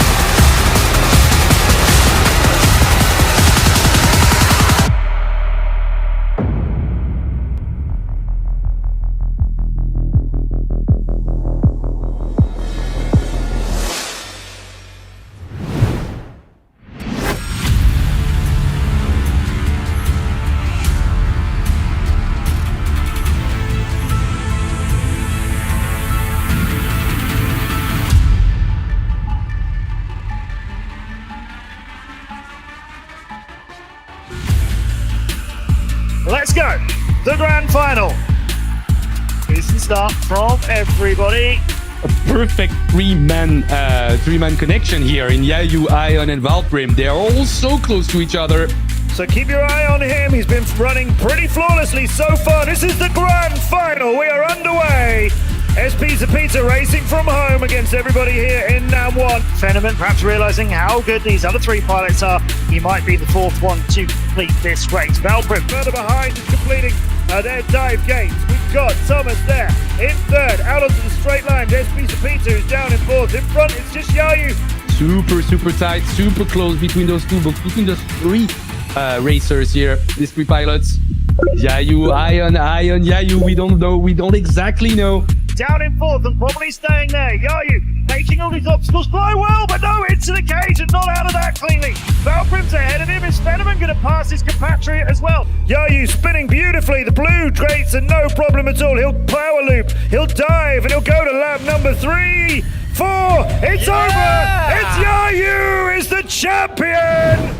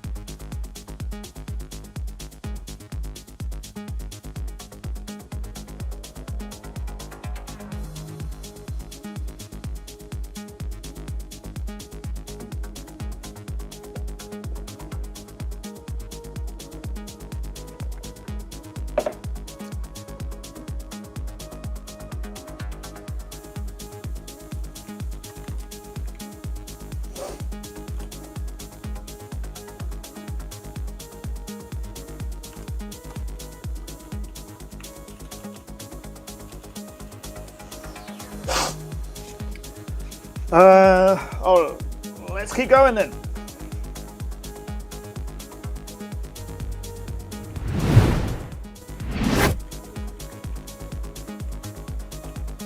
Let's keep it coming, everybody. Welcome back to the 2024 FAI E-Drone Racing World Cup race number 4 around this incredible track, which was the real-life track for the World Drone Racing Championship last weekend at Hangzhou in China. We raced this in a stadium with a lot of Chinese spectators there. 107 different pilots from 30 nationalities. We had a lot of pilots coming into this. Only one of the 8 who remain were at the WDRC last weekend. National teams there and pilots qualifying for it in their own right as well. The one pilot who knows this track and what it's like to fly actually in China, that is Emis FPV, who was 9th in qualifying here in the sim and finished 13th at the Real Life World Drone Racing Championship last weekend. He made it through into the semi-finals just ahead of Yayu, who has been the person to beat for the entire season. Winner of 2 of the last 3 races and 3rd place in the other one, and the best qualifying pilot, not just today, but in 2 of the last 3 races as well. Duona FPV, the incredible 13-year-old from China, she is showing why so many around the world know her. She's not been in a lot of races, but the ones she's in, everybody remembers. Duona is in here too, and G-Man, who we just chatted with just now, very capable of putting up a real battle here and finding himself into the grand final. Top 2 of these to our grand final. 3rd and 4th place in this will get to race again. They'll be in what we call the small final, the battle for places 5th, 6th, 7th and 8th. But obviously you want to be in the top 2. And who could that be? I mean, all 4 of these pilots are capable of winning any number of races. This one to be in the grand final, to be in that top 4. Who wants it the most? Who is so ready for it? We've seen how tidy Duona's flying was. Maybe somebody will out-aggress her and push past. Here it comes! She had a little bit of a slow start last time, Duona. Just a slightly slower reaction than everybody else. Starts off this one in a solid place. G-Man, though, needs to get into it quickly, and she's just lost a little bit of time early on. We're watching MSFPV, who's already getting support from XGG in the chat, and many other pilots too. And not just the Latvian community, I think. MS, big gap between him and Yayu. That gap got a lot quicker, though, as we've done lap number 2. And now Yayu starts to stretch again. He goes to the Opskin. 1, then 2, down on the other side. And Emis crosses it now, and so does Duona. And Emis is not as close to first as third is to him. G-Man getting left a little bit behind here. This might be where his tournament comes to a temporary end. He'll find himself in the small final, but the grand final looks like it might be a bit out of reach for G-Man at the moment. On to the final lap. He's not there yet, but everybody else is. And Yayu trying to stay ahead of MSFTV, who is trying to keep at least second ahead of Duona. She's passed him now. There's the Opskin. She's completely demolished it. Now she finishes through the tunnel with no issues. Look how tidy she is. There are no mistakes. And yet Yayu is in front of her. And Emis is just fractionally behind. Emis charging through the tournament for Latvia is just going to get pipped by Duona FPV at the end of the 3rd lap. And G-Man is going to just make it there now after the dive gate was a little bit untidy. But oh wow! The fight is on. Those laps, those races, that was a little bit cleaner out, a little bit more air for Yayu out in front than I think he or anybody else could have expected after we'd seen how close the battles were earlier on. The times I'm waiting to show you on the screen. Yayu wins that one. Duona FPV, the 12-year-old superstar young girl from China. She's into the grand final too. 6/10 of a second ahead of another young pilot, the 16-year-old out of Latvia. Elimis will find himself into the small final with G-Man. So close to the grand final, just out of that. Wow. G-Man getting into, as you said earlier on, he hasn't been racing very much lately, so I'm sure he'll be really pleased with that. Yayu, 1.5 seconds ahead of Duona FPV. I think what we're seeing there is Duona is so clean. I can't emphasize that enough. You know, you watch her flying every turn.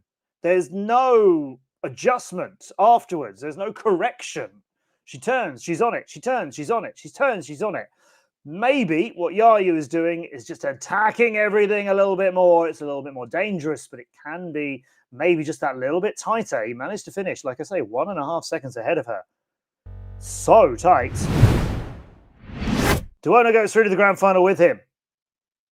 MSFTV not finished for the day. Neither is G-Man. Like I said, as well as battle for the 5th and 8th. And MS hasn't been in any of the earlier races this year. G-Man, though, was 28 in the first one and 42nd in the second. So this is a great performance for Max Heilingman. I hope he's going to be really happy. He's guaranteed top 8. What a big position that'll be for him. And Max, from the 3 races, from the 2 races he's been in, as he didn't compete in race 3 earlier on this year, he's 30th on our world standings at the moment. So this is going to be a massive improvement for him, wherever it is he finishes between 5th, 6th, 7th, and 8th. Good for him. Ennis, going to make a big impact, but it's only race, so you know it can only do so much. But it's going to be a really good one for him. We've also just seen Yayu, who is the leader of our world standings, having been in all 3 of the races so far, winning 2 of them and coming 3rd in the other one. A pilot who would really like to beat him to the finish of this one, Ion FPV, who is 2nd in the world standings. Also Valprim, is third in our world standings.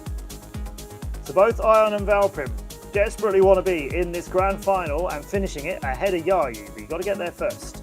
Chances of them doing so looking fairly good, but Bar2 FPV we just saw put in a really good quarterfinals as well, and he was quicker than both Ion and Valprim in qualifying by a decent amount. Ion was particularly off the pace in qualifying. He was 28th, which is quite a surprise for him.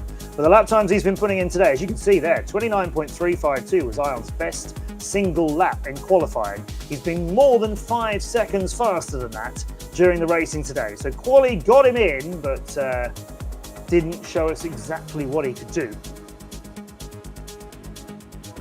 Febi Chris getting so much support out of Indonesia. 8th at the end of round 1 earlier this year. 9th at the end of race 3. Guaranteed top 8 here. Would love to go better than 8th. Definitely capable of doing it. 14th in the world standings as well. So he's going to improve on that too. Tricky one's cool, to be honest. Look at that. Between Valprim and Ion, there's 7/10 of a second in terms of their best lap in the competition. But Bar2 has outflown both of them by over a second, 1.7 between Bar2 and Ion on their best laps. Bar2 is capable of, if he puts 3 really quick laps together here, one of Valprim and Ion, who are 3rd in our world standings and 2nd in our world standings respectively, one of them could definitely miss out on this. It's by no means Valprim and Ion secured a spot in the grand final. Bar2 Erelkin from Turkey has got this track in his hands. In fact, he can do a 22.257, as you can see, his best lap overall.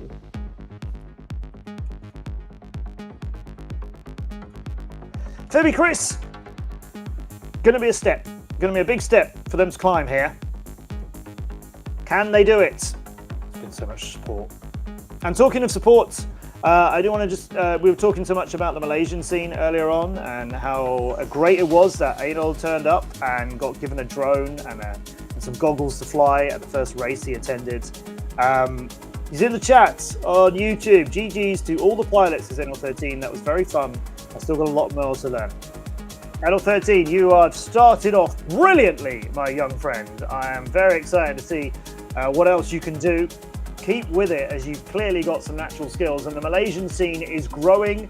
It was lovely meeting quite a few of the Malaysian competitors out at the World Drone Racing Championship in Hangzhou last weekend. I just had so little time to spend with any pilots. I was doing such long streams. We did a 14.5-hour continuous stream on day 2. I say we, I mean me and a couple of people helping plug some things in together who were absolute lifesavers, but just me all day. Wasn't easy. It was fun though.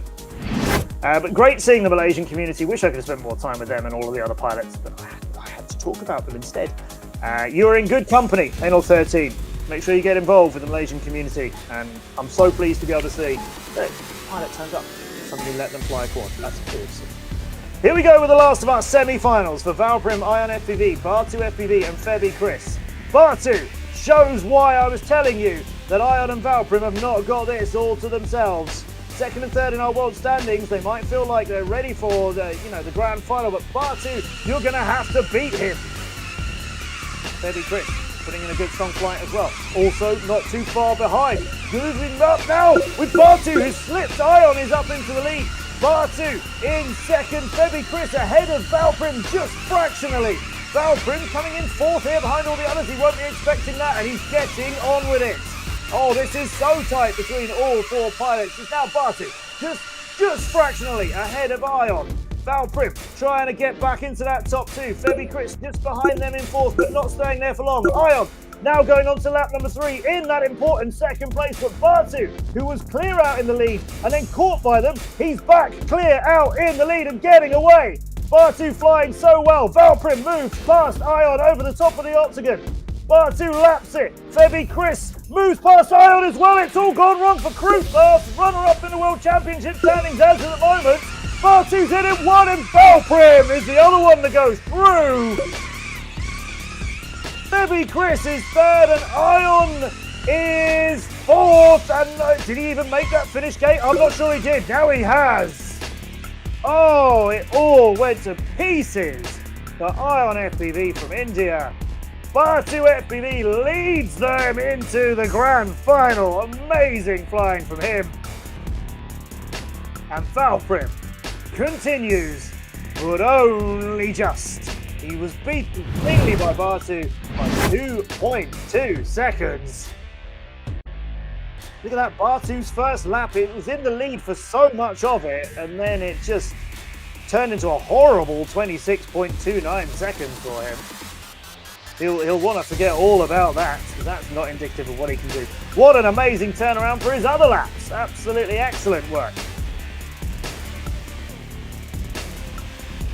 Batu and Valprim, great battling from them. Febby Chris still into the small final, not eliminated, of course, and Ion will not want to be there. And that's where he's going to be. There is your final 8 now in the 2 groups.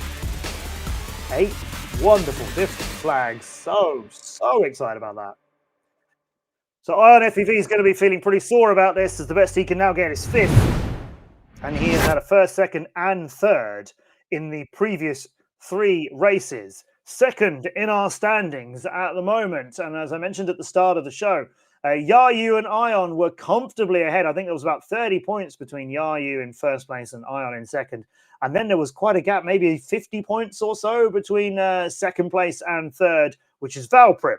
Now, Valprim is into the grand final and Ion is not. So they're going to score enough points. Valprim going to score enough. Ion going to struggle a bit in the small final, as Valprim going to move up past Ion.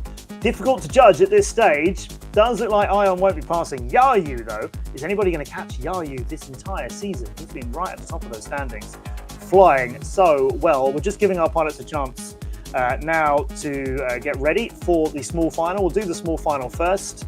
So it is going to feature MSFPV from Latvia, G-Man from America, Febby Chris from Indonesia, and Ion FPV from India. And Febby Chris and Ion FPV, of course, just flew in that battle we just saw. Qualification standings, they were 9th, 6th, 18th, and 28th for pilots in this. So to be in the top 8, all of them have outperformed their qualifying standings, except for G-Man, who was 6th. Good to see that somebody with all of his experience still racing and having a really, really great session for it. Well done, Max, and congratulations on the addition to your family as well. And Emis, he might be feeling, I hope he's not feeling disappointed that he isn't in the grand final. I think he's performed so well. 9th in quali, shouldn't be in the top 8. 13th on this track in the real life racing last weekend. Some pilots find real life racing helps with sim racing. Some pilots don't like to do both. He's the only one still in this who was actually there. So all credit to him for being selected for a national team for the WDRC and being there and putting in such a really strong performance too. These 4 pilots are going to rank 5th to 8th. They can't make it into our grand final. This is no kind of double elimination or anything like that. So 5th, 6th, 7th, and 8th place up for grabs between these pilots before we get into the grand final. And that's going to be tight. Oh my gosh. Oh my gosh.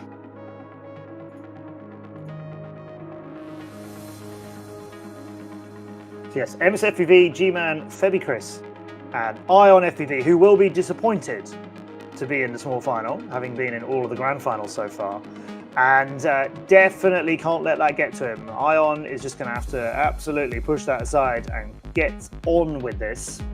Definitely capable of winning it. It's hard to judge what he can do on this track. Like I said, 28th in qualifying. That doesn't tell the whole story at all, but he's been putting in some absolutely solid race times. Whether he just did a little bit of qualifying to get into the top 64 and then decided to make it count from there, whether he didn't have time for many qualifying rounds, or whether he really, really struggled. Well, I can tell you he probably didn't really struggle because he actually had 1 go. So to set your qualifying, and please come and do this ahead of the 5th race, the final race of the season, which is in 9 days' time, and qualification has not begun yet, as I said earlier. So make sure you're coming for that. You can bank, you can register, you can save 12 runs of qualifying.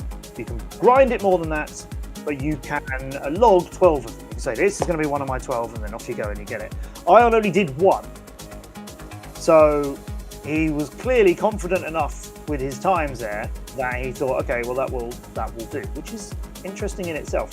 Fabi Cristiano, he only did one and outperformed Ion by 10 places. Yeah. So everybody is practicing except Ion at the moment, who is not in lobby and not taking this chance to practice in the warm-up session before the small final. Might find that he just wants to shake off being in small final, might be thinking he's really disappointed with that and he definitely needs to let that sort of emotion aspect of it go. Interesting. He's just logging in and yeah, getting into the game now for the remainder of the session that we've got. So who wins this thing, everybody?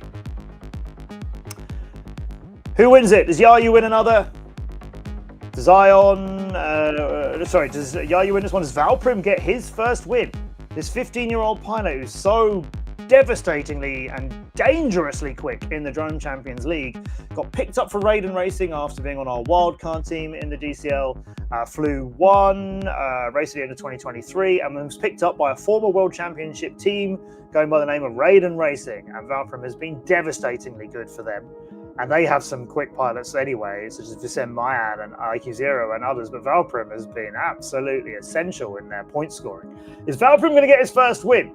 He was third in race 1, he was second in race 2, he was 31st in the last one. We'll let that one go. Can Valprim win the grand final? Can Batu go and win one for Turkey? What a result that would be. I've fallen in love with the Turkish drone racing community after having had the pleasure of doing the FAI World Cup in Istanbul back in September and realising and learning how amazing the Turkish drone racing community and leagues and teams of pilots are. There are so many of them, there's so much activity going on in Turkey right now. I've been a huge ambassador for them ever since. You wouldn't believe how busy it is in Turkey. Because people don't know. People don't know. But Indonesia in this too. India, of course, Ion. America, that's G-Man, you might have heard of America.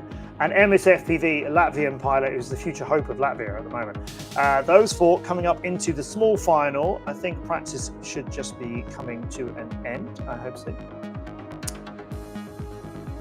Nate saying, let's go Yayu. G-Man saying safe money is on Yayu. G-Man, who should be practicing, is in the chat. Duona is going to pressure him big time. I mean, this could be the one that Duona wins. As I said earlier on, not many people know who Duona is. This 12-year-old pilot from China. When you see her in a competition, you don't forget Duona Lan. And she's something else. And still very early. And like the first time I commentated on her a couple of years ago, she was 9. And absolutely shocking people. So, yeah, watch out. Duona doing well. Hologram! Hologram's in the chat. Everybody, hologram, everybody. Now, Hologram, one of the pilots from Mach 1, been on DCL stages when we were out in Abu Dhabi. Hello, Hologram. Hologram, I saw you posting some stuff on Instagram about some races you've been working on. That's looking good. That's looking good. Hope you're well, Hologram. I'm sad Mach 1 aren't racing in Split 3 of the DCL. I hope all's good with you. Yeah, G-Man stopped typing about in chat and is still flying his practice.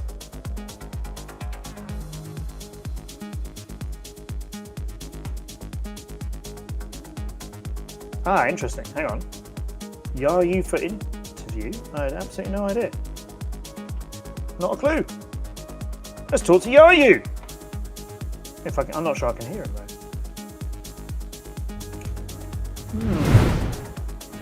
I don't know if I'm going to be able to hear Yayu because I didn't know that it was ready. You hear me? Let's see. Yayu, are you there? Hello.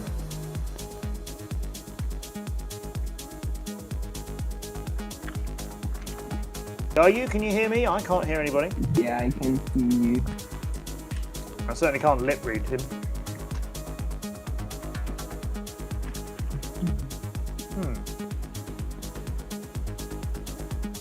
I can't hear hear Yayu? Why can't I hear it?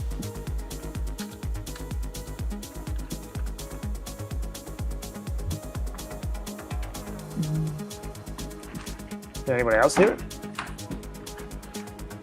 Where's he going?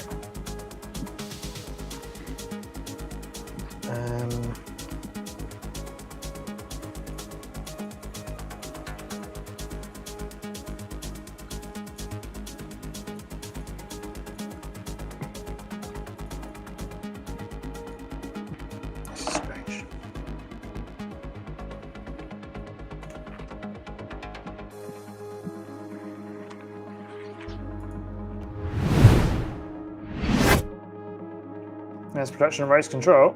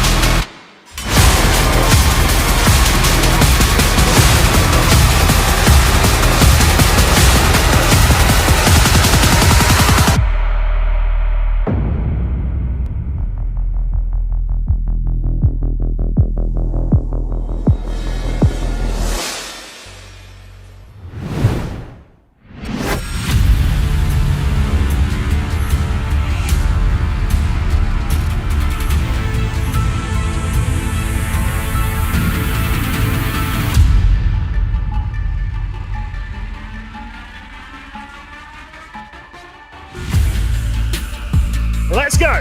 The grand final. Decent start from everybody. A perfect three-man connection here in Yayu, Ion, and Valprim. They are all so close to each other. So keep your eye on him. He's been running pretty flawlessly so far. This is the grand final. We are underway. SP Zapita racing from home against everybody here in NAM1. Fenneman perhaps realizing how good these other three pilots are. He might be the fourth one to complete this race. Valprim further behind is completing their dive gates. We've got Thomas there in third, out onto the straight line. SP Zapita is down in fourth. In front, it's just Yayu. Super tight, super close between those two, between those three racers here, these three pilots. Yayu, Ion, Yayu, we don't know, we don't exactly know. Down in fourth and probably staying there. Yayu making all these obstacles fly well, but no, into the cage and not out of that cleanly. Valprim's ahead of him. Is Fenneman going to pass his compatriot as well? Yayu spinning beautifully. The blue gates are no problem at all. He'll power loop, he'll dive, and he'll go to lap number 3, 4. It's over. It's Yayu is the champion.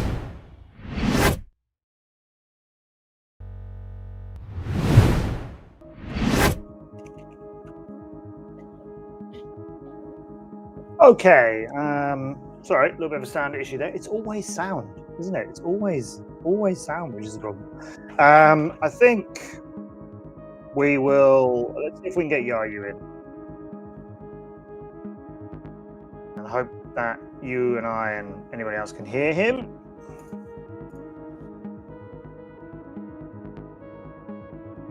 I think we lost him. Bad face.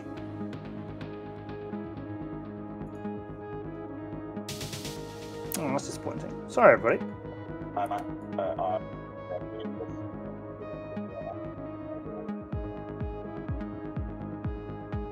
Seems like we'll probably just move on into our small final, although maybe Yayu is there. Maybe he'll show. Maybe just on the grand final. That he's the third win out of 4.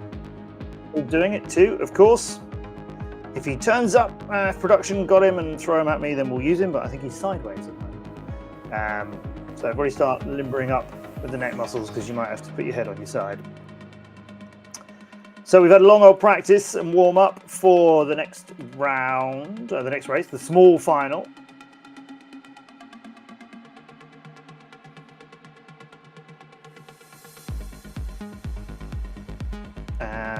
That practice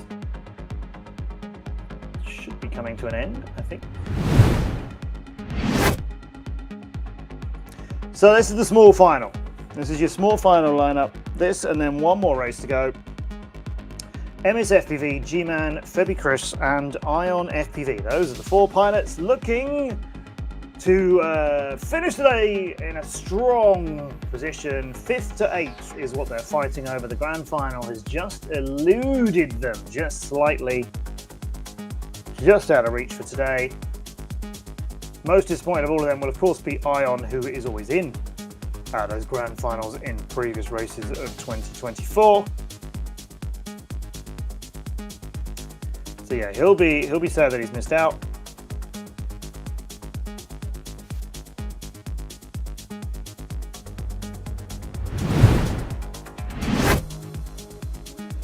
Race time. Let's get it.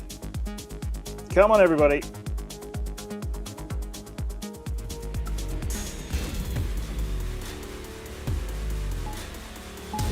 Last race for these 4 pilots. Score as many points as they can at race 4 of the year. MS with a good start again.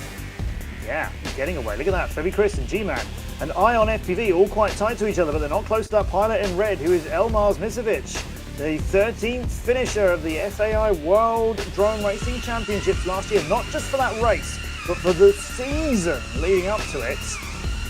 Now MSFPV is on to his second lap. G-Man is just getting there as well, so this could be a really, really good finish from G-Man in the small final. Febi Chris and Ion FPV from Indonesia and India, respectively. In 3rd and 4th, Ion lagging a bit behind. Seems like the heart and the fight might have just gone out of him a little bit.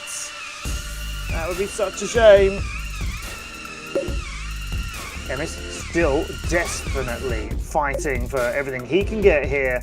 He might be feeling like a grand final spot was definitely his. And look at the lead he's got on G-Man. There's a long way between the two of those.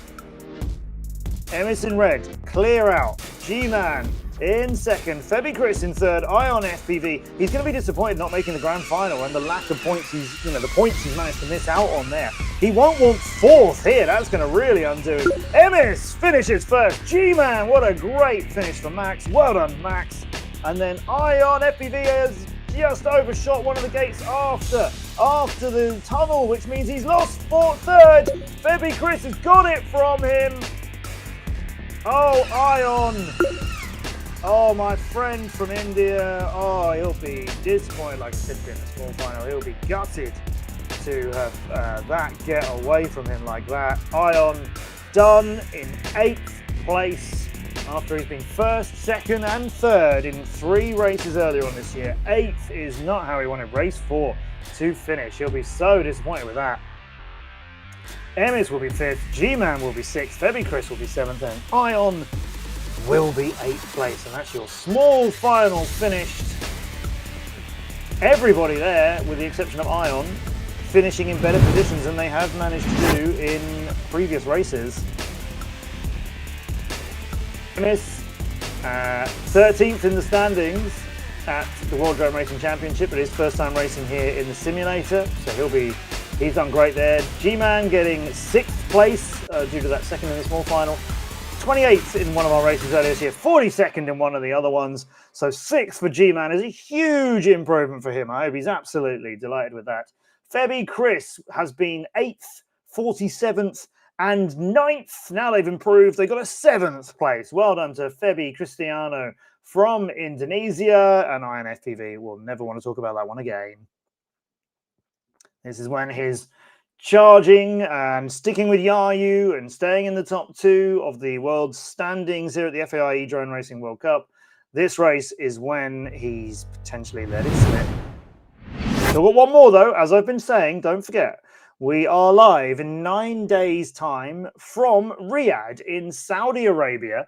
We will be there with the FAI Drone Racing World Cup fifth race of the year. It's not the final in terms of the best races from the previous ones batting there or something. No, it is just a fifth race in its own right. So anybody can enter that by qualifying through Area Drone, the e-drone game.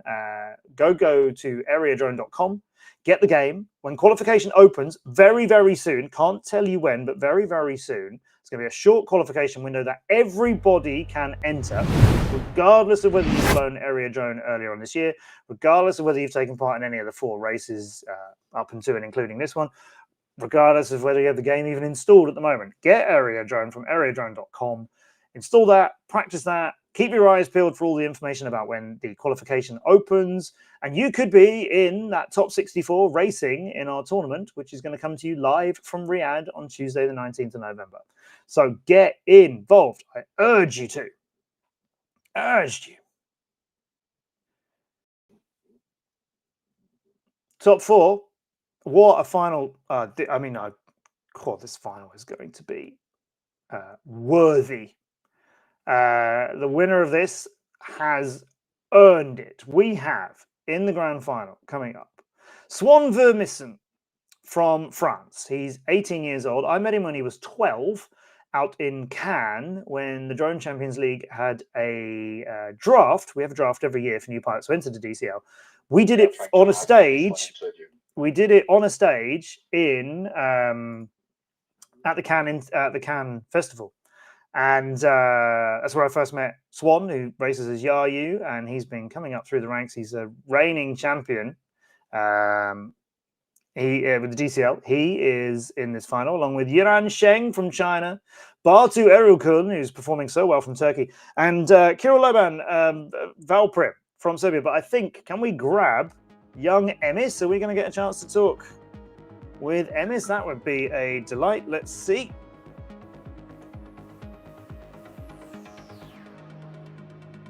Emis FPV, that's Elmars Misovic, who's just finished 5th.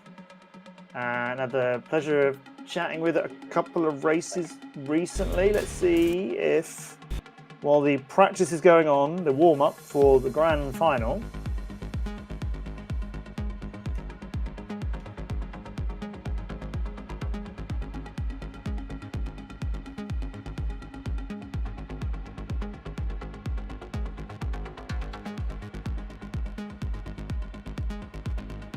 hopefully we've got him.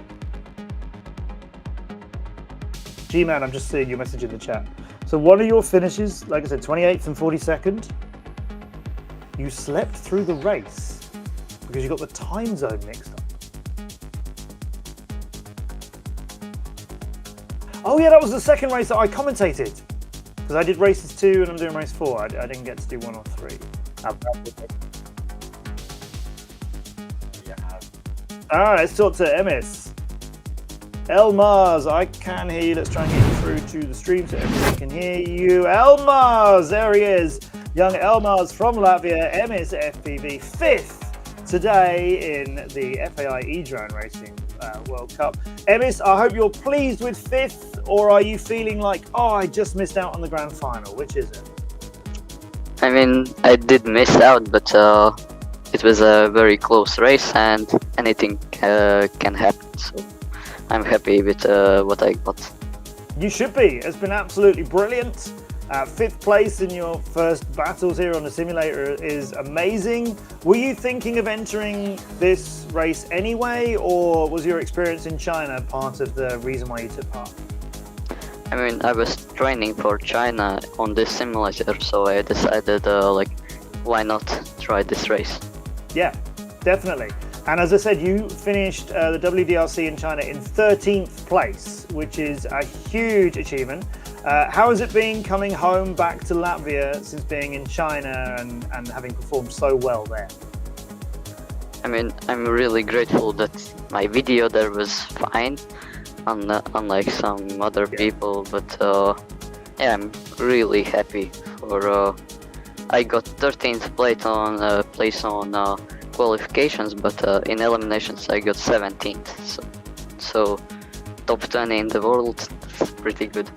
Yeah, oh my gosh, it's a huge performance, and I know a lot of people in Latvia are big fans of yours, and A lot of the Latvian community are thinking you might be their best new pilot up and coming as well. Topi said to me that he thinks you're going to be absolutely fantastic as well.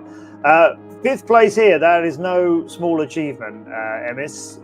Did you find, I really want to know, did you find it easier battling in a simulator today, having flown it for real life last weekend, or not? Yeah, it's definitely easier here because I don't have to worry about smashing my quad. Well, yeah. But do you think you learnt more about how to race this track in the simulator having flown it in real life? I don't know, I already like yeah, it definitely helps. That does help. Yes. Yeah. Okay. It's been eye-opening to see how well everyone can do. Emis, congratulations, 5th place. That's a massive achievement. Will you be taking part in race 5 over the next week? Yeah, probably. I really like this race. It was super fun. So I will compete in the next one. Good. Well, I'll look forward to commentating on you. I know I have every confidence you make in the top 64, Emis, and maybe we'll even see you in the grand final as well. Good luck for that, and well done for today. Thank you. That's Elmars from Latvia. What a lovely young guy he is. What a pro as well.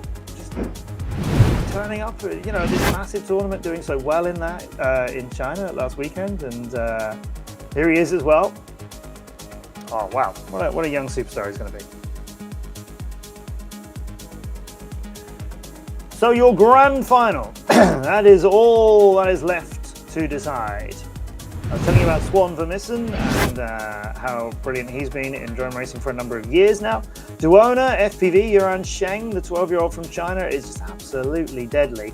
Her times on this track, as you can see, just a little bit slower than the best that Yayu can do. Also, a little bit slower than the best that Bartu can do. Bartu, Erelkan from Turkey, met him in person out at the FAI World Cup in Istanbul back in September. He's been racing in the DCL with Raiden Racing, that name's come up a few times today. Bartu racing for them in the DCL throughout 2024 as well. He could cause a bit of an upset here. No doubt about it. No doubt. 4th pilot in this is Valprim, who, for most people who know him through the DCL and other races, you would just pick Valprim as the winner. Well, any of these could win it. Any of these could surprise everybody else. Yayu, Duona, Bartu, and Valprim. What a stacked lineup this is. Bartu in excellent company, but capable on this track of surprising all of them. This is your grand final. NZM is in the chat. Now Zoom's in the chat, cheering on Bartu. Good. Make sure it's loud so he can hear you, and Yayu does what he does and leads. Bartu 2nd, Duona in 3rd, and Valprim finds himself surprisingly down in 4th place. And Duona is pushing Bartu for that 2nd place spot, but Yayu still just fractionally ahead, not by much. And Bartu is gaining on him, and Yayu is doing this tidily, and so is Bartu. Yayu through the guide gate, so is Bartu, and they're both onto the next lap now. That's the 2nd lap beginning for them, with only 0.8 of a second between them, and Bartu and Duona scrapping side by side for 2nd and 3rd, and Valprim is moving up, and Bartu is moving backwards. No! Don't let the Turkish challenge in the grand final turn out like this. After he was so capable, already back past Valprim. He's close to Duona, and Yayu doesn't know any of this chaos is going on behind him, as he is just stretching fractionally onto the 3rd lap. Yayu, the first one to get there. Duona with Bartu just fractionally behind her now. Bartu pushing. Duona trying to get it from him. Has moved a little bit further away. Too much, I think, to do for Bartu to gain Duona, and Duona surely isn't going to catch this pilot from France. Yayu going for his 3rd win in 4, and he's so good at the finish as always. Yayu wins another race for France. Duona FPV in a scrap throughout gets 2nd, and Bartu FPV, who had the lead in his hands for a while, he's gonna have to settle for 3rd. I hope he will take away as being a great result rather than a win that he let slip. Wow. Yayu, again, a winner in the 2024 FAI E-Drone Racing World Cup, doing it in a time of 68.7 and his best lap of 22.5, comfortably faster than everybody else. Look at that, 2 of his laps was sub 23 seconds. Nobody else even managed to get one of them. All of his laps are brilliant. His first lap also quicker than everybody else's except Duona's finish, who was really charging at the end there. Yayu, how does he do it? He does it again and again. Duona Lan, what an absolute pleasure to see her in this competition, as I haven't seen her battling in some races and haven't had a chance to commentate on her for a short while now. I'm so glad to see she's still doing so fantastically. Batu making everybody at home in Turkey so proud, I'm sure. Making it into the top 4. No offense to Batu in saying I don't think many people would have expected that outside of this tournament, but he was second in qualification coming into this. So of course, he was capable of doing it, and what a great showing that was. And Valprim will be unused to settling for 4th place, but in company like that, what a challenge he had. 4th place there, he will be disappointed. He's been 2nd in one race, he's been 3rd in another. He's 3rd in our world standings with those 2 finishes. This one won't do him any harm, but 4th place isn't as many points as he would have liked to have picked up, of course, particularly with Ion being down in 8th place today. Valprim will be thinking that maybe this is the chance to move from 3rd in the world standings to 2nd. Yayu, 4 wins out of 4. 4 qualification poles out of 4, winning all of those races. Yayu knows his way around whatever track you throw at him in Aerodrome. Amazing. What a legend he is. Hopefully we can grab him now and I can hear him and you can hear him. We want to talk to Swan, that's Yayu from France, who is so good on this simulator. Clearly suits him very well. Of the 4 races in the season that we've had, as I say, he's been 1st place in qualifying for 3 of them, and he's won those 3 races. In the other race, which is the last one I commentated on, he was 5th in quali and 3rd in the racing. This one's another win for him. Let's see if we can bring him onto the stream. Yayu from France in 1st, Duona in 2nd for China, Batu from Turkey in 3rd. Keep your eyes peeled on the Turkish pilots and Turkish racers wherever you come across them, everybody. I tell you, Turkey has got it going on at the moment. Valprim 4th. The pilots out to the top 8. Let's get Swan in here. I think I can hear some noise. I'm guessing will then be his voice. Can we make that happen? Please, let's make that happen. Just waiting for production to push him through. Although, Yayu, if you can hear me, you are sideways, my friend. Oh, you can hear me. He's fixed it. Right, I think he can hear me. I think I can hear him. Let's go with Yayu for an interview, please.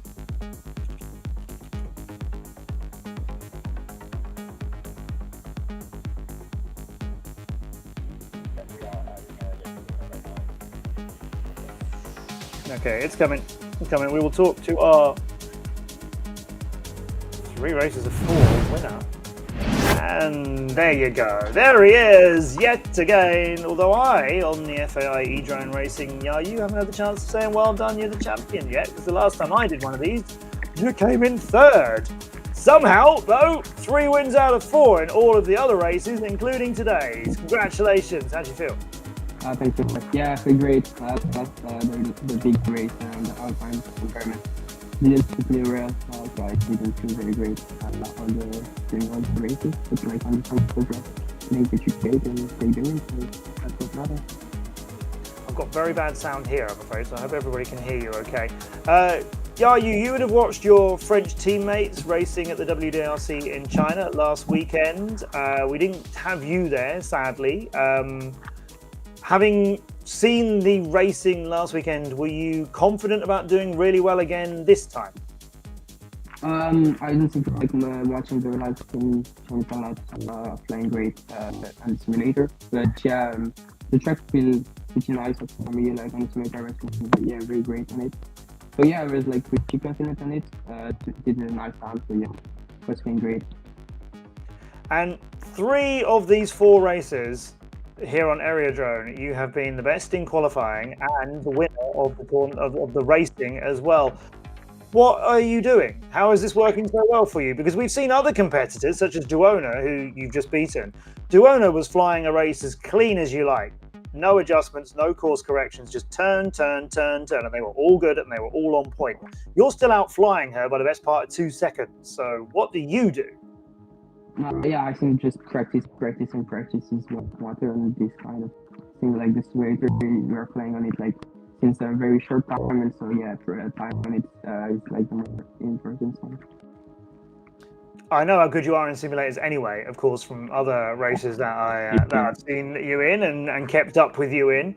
But yeah, practice, clearly it does always pay off. In 9 days' time, we have the last race of the 2024 season, which we're going to be presenting live from Riyadh.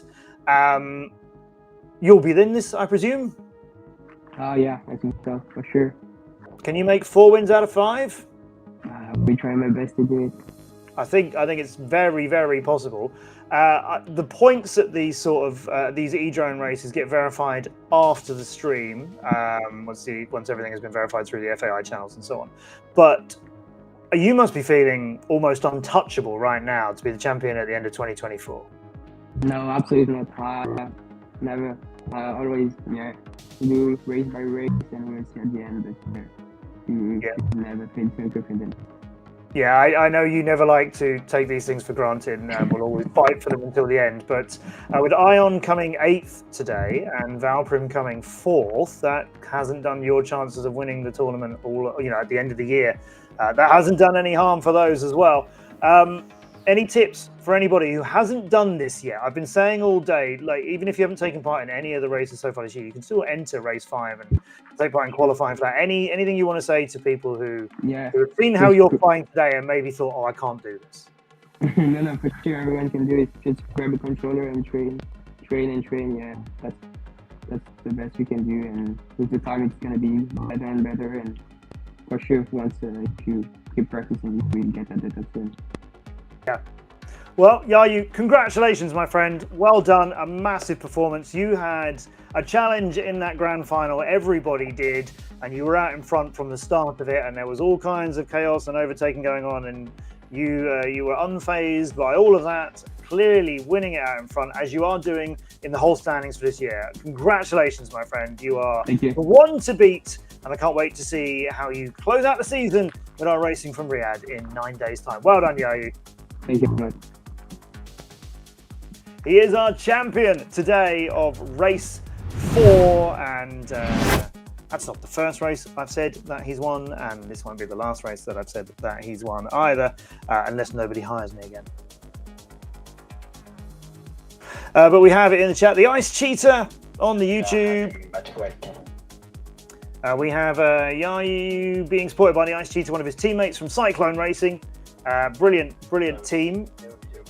We have Cyclone in the DCL. They've won both of the split seasons so far in 2024. They are looking pretty good for split 3, which has only just begun, but they won the first day of that. Will Cyclone, who joined the DCL for the first time and were created for the first time last year in 2023, will they be the world champions of 2024? If they are, that man, Yayu, is a very important player in that for them. And the Ice Cheater cheering them on. Good to see. We will hopefully get another interview, I think. Sadly, it won't be with Duona, I'm sure, as I'm pretty sure Duona isn't confident enough with her English to appear on this. But Bartu, let's see if we can get our 3rd place pilot, Bartu Erkan from Turkey.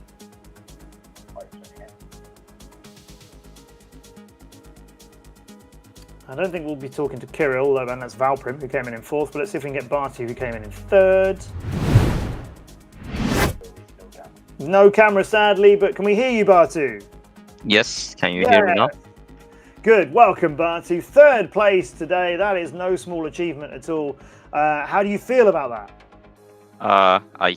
I sadly cannot say I'm fully satisfied with it, but it's not a bad result, so... yeah, I'm not sad. Yeah, you definitely shouldn't be But sad, it could but have been I better. guess you're feeling like it could have been 2nd or even 1st then. Yes. Okay, well, 2nd in qualifying obviously shows how competitive you were. having seen earlier on in the season, perhaps what Yayu has been doing and Valprim, like first and third in our standings respectively, you knew it was going to be a tough final. You maybe aren't so aware of Duona and how good she is as well. I understand why you're saying you feel a bit disappointed with that. Can you explain any more on what you think you could have done? I am relatively new to this area drone simulator, so I was not always expecting to be the first place before I joined the race and qualifier, but when I started the qualifying, I saw that I'm getting used to it very fast, and I could have been better in area drone than other sims I have flown. Okay. Yeah, okay. Did you talk to any of your Turkish teammates about their experience last week at the real life track? Yes. I also told them to come to fly this online race too, but since their experience with the real life track wasn't really good, they didn't want to join this race. Yeah, I know they and some other pilots were very disappointed with some of the issues that it was a very difficult race for everybody involved, including from my side on the broadcast as well. Okay, fair enough. I understand. Yeah, so I mean, you see how well, like I say, Duona, Yayu, and Valprim have been doing all season, but then to realise you can actually really compete with them in terms of times on this track, I think that's a great credit to you, Bartu. I think you definitely can be pleased with how well you are racing as a competitor. Thank you so much. So what happens now? Will we see you for the 5th race taking place in Riyadh? Well, the 5th race is at the 19th of this month. That's so right. It's in the weekdays. Yep. And I have school. Yep. But if the times match with my free time, I will be in it. Good. I hope it does. I know there's a lot still being worked out there, and qualification hasn't opened yet, so nobody has missed anything. And I know it is going to be streamed in 2 parts on the same day, so all of it will come out on the 19th, but I don't know racing times or anything like that yet. Riyadh is slightly ahead of you and a bit further ahead of us in time zones. I hope we will see you there, Bartu. I've really enjoyed watching you race since we met back in Istanbul, and also meeting all of your Turkish teammates and everything that's going on in Turkey. And I've been telling everybody non-stop since how brilliant the Turkish scene is. I hope you, I guess 3rd feels like it should have been better, but 3rd is still amazing, particularly compared to the very experienced pilots you were in that grand final with. So Bartu, I really hope you take 3rd from here as a great performance, and well done to you. Thank you so much, Matt. Also, thank you for commentating and making the sport more fun. Easier to watch. Thank you, Bartu. That's thank you so much. That's really kind of you. Thank you so much. I'm genuinely touched. Thanks, Bartu. That means a lot. I really appreciate that. Well done to you. Thank you, Matt. Have a nice one. You too. That caught me out. That's caught me out. That has. How lovely. That's for making the sport more fun. I'll take that any day. Yayu, congratulations to him, and the points are looking. I understand this is how they've been worked out right now, but these points don't usually change. But being an FAI event, it is best to just say pending the last bit of verification, because I don't think that's happened yet. But Yayu picking up another 84 points. It's based on the size of the tournament and so on, as well as your finishing position. Duona, wow, what an amazing show that is. 79, only just a few points less than Yayu. And Bartu, 75 points there. I'm glad this race and this track and not being at the WDRC has all turned into him entering the area drone competition, because hopefully we'll see a lot more from him in the future. A scary prospect for everybody who's got to race it. Valprim just outside that top 3. Then Emis, what a great battle from him. G-Man, Febicris, Ion FPV scoring 56 points. That is 28 points less than Yayu. He was in 2nd place behind Yayu on the world standings. He will be gutted to have let Yayu get a little bit further ahead. I'm not sure whether we can show you the standings as they are at the moment, but like I said, I think that will require an extra bit of verification before anybody can show show you where they are. But it's comfortable to say that Yayu is definitely still number 1 on them. And another win for him. Amazing. Duona and Batu, 1, 2, 3. Great performance. And, you know, real honesty from Batu as well. I want to highlight that. Him saying, you know, third is good, but he can't say he's not disappointed. I imagine before entering this, he thought, I'm going to give it a go, and then realised in qualifying, actually, I can really do this. To do it on the day in a competition and get third, I think that's no small achievement at all. Well done to him. So that concludes our racing here. Those are our top 8 for today. Keep your eyes on areadrone.com/edrone to not only find out about the standings and how they are going into our last race of the season, but also all the details you need to take part in race number 5. Oh, we do have them. Oh, and there it is. We do now have it moved. Valprim has gone up past Ion. There was a big gap between them earlier. It was quite a lot of points prior to coming into this. At least 30, and that's just off the top of my head. I would love to tell you, but I'm not sure I can lay my hands on that number quickly enough.